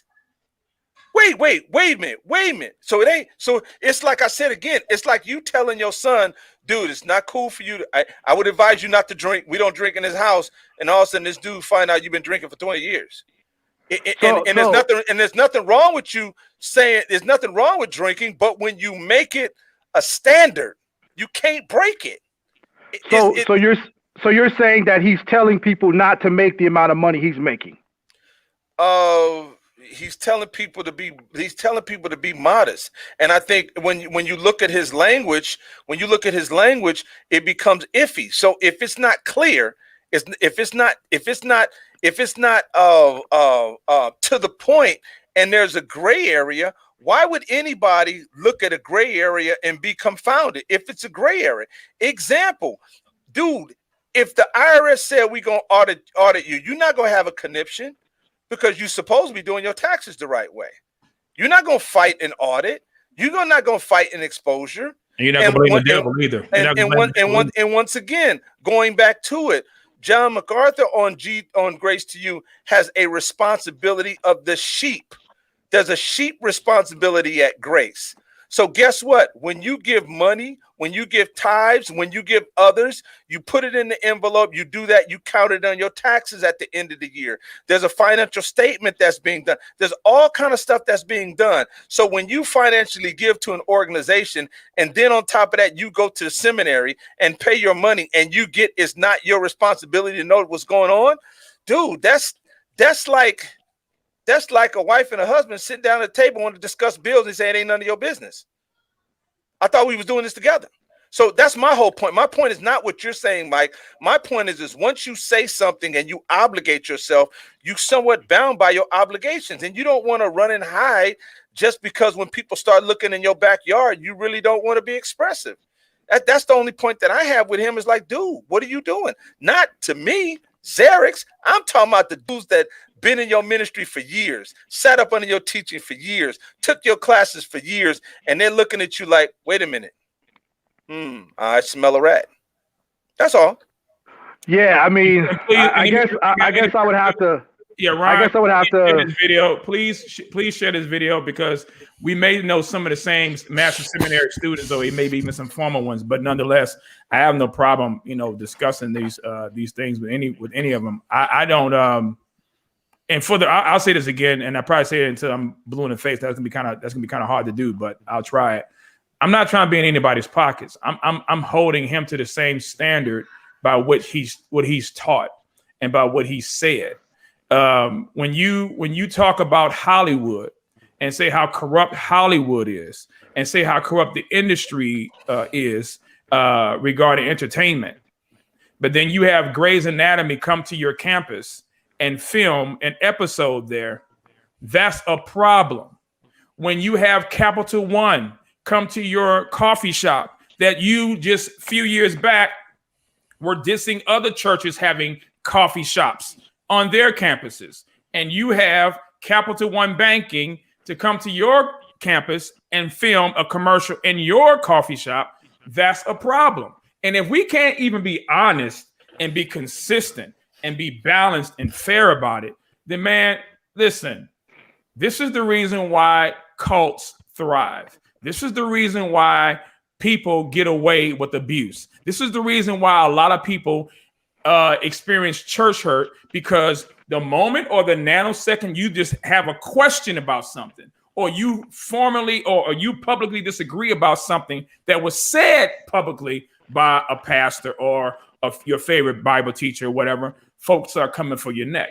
And this is why, for me, everybody can't do this. Because if you get caught up in your feelings and if you get caught up in the approval of men, then you will never last.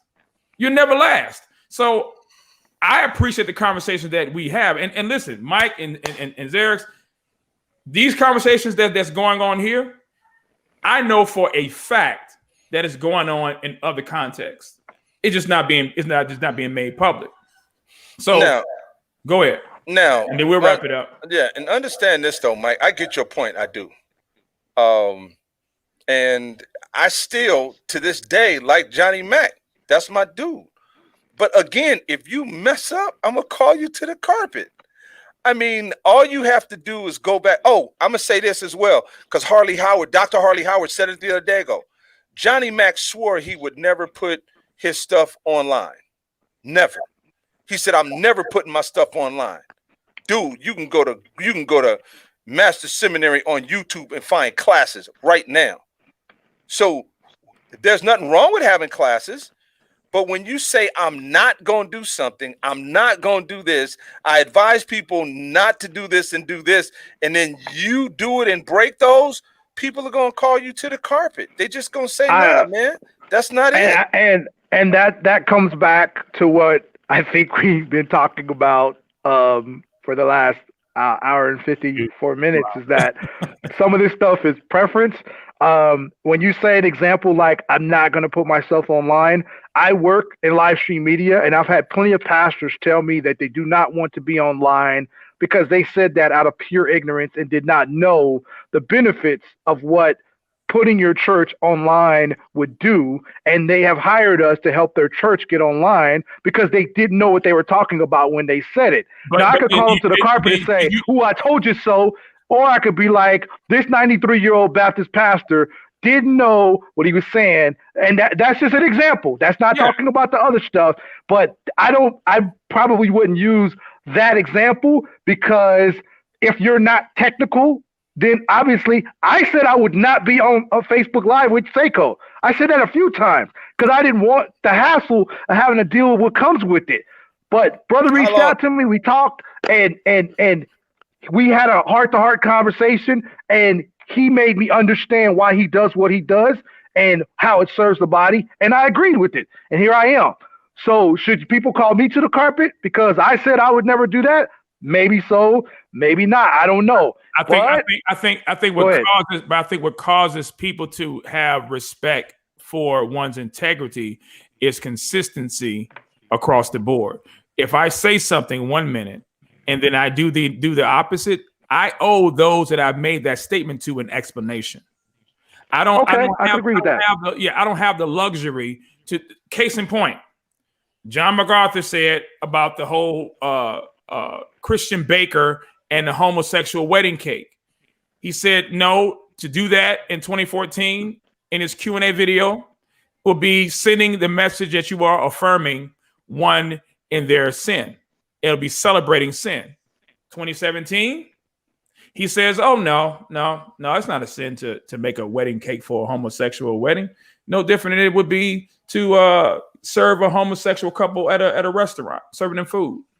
This is what he said. How much pushback did he get on that? How many people did Phil Johnson come out and say anything regarding that? Did Darrell Bernard Harrison come out and say anything about that? Did Carl Hargrove come out and say, anybody that are faculty staff or faculty members come out and say, I respect Dr. MacArthur. I respect John MacArthur for the things that he said. He's been a great man of God. Whatever you put all the little niceties prior to you, what you're going to say. But however, I disagree with what he said. I disagree that it is okay to bake a wedding cake for a homosexual wedding because it does. Oh, hold on, Ron. You said you know why he changed his mind. Please explain why would you change your mind to something that's abominable? I would love to know that. I would love to know why. But to say that, and then to have people that are in your church or in your organization or in your ministry not even bring that to any situation or bring that to any awareness. But we have no problem talking about Michael Brown. We have no problem talking about Tim Keller. We had no problem talking about Lecrae. We had no problem talking about Ravi Zachariah. We had no problem talking about anybody else and their inconsistencies. We had no problem talking about anybody else in their financial misdealings or indiscretions or anything like that. But the moment somebody says anything about John MacArthur, it's like it's a swear word. And and what I see is on the low, like folk want to talk about folk being in people's pockets. Then I think people got some idols in their pockets. Hey, check this out, Mike. If a person changes their mind, they can, right? Yeah. Okay. So the next part to that would be is once you change your mind, you say something. In other words, there's many times I've gone and said, you know what, I ain't about to do that. Oh, my doggone, I'll be dead in the grave before I let my kids do A, B, C, D, and E. And then when I decide to do something different, I would say, hey, let's sit down and talk. Remember I said this? Well, now I'm doing this. And this is why I'm doing this. There's nothing wrong with a person turning around and making change and saying why they made change, not only to themselves. And like Saiko said, maybe if social media wasn't so public, there wouldn't be so much of a response. But when you put it out in the air and you throw it out there and you make those particular statements, people are free to respond to them. People are free to hold you accountable to them. Like I said, the reason we're somewhat different, Michael, is because you're sitting there saying, well, you know, I said I wouldn't do stuff as well. But that may be a tad bit different from a dude that does not vary much at all in his life. It's not like all of a sudden he's making cuff decisions. I don't know when you started on Facebook or when you started on YouTube, but when you talk about a school and the premises and the why of the school and what you will do and what you will not do, it's very easy for somebody to turn around and make an accusation about John MacArthur and his videos. And then all of a sudden he's like, oh, well, let me deal with that. Oh, yeah, it was A, B, C, D, and E. But you don't see that. For Julie to come around and say all this stuff about her article, if he was clean, all he'd have to do is say A, B, C, D, and E. Example, on my wife divorced me because I was saved. However, on my documents, it had me as petitioner.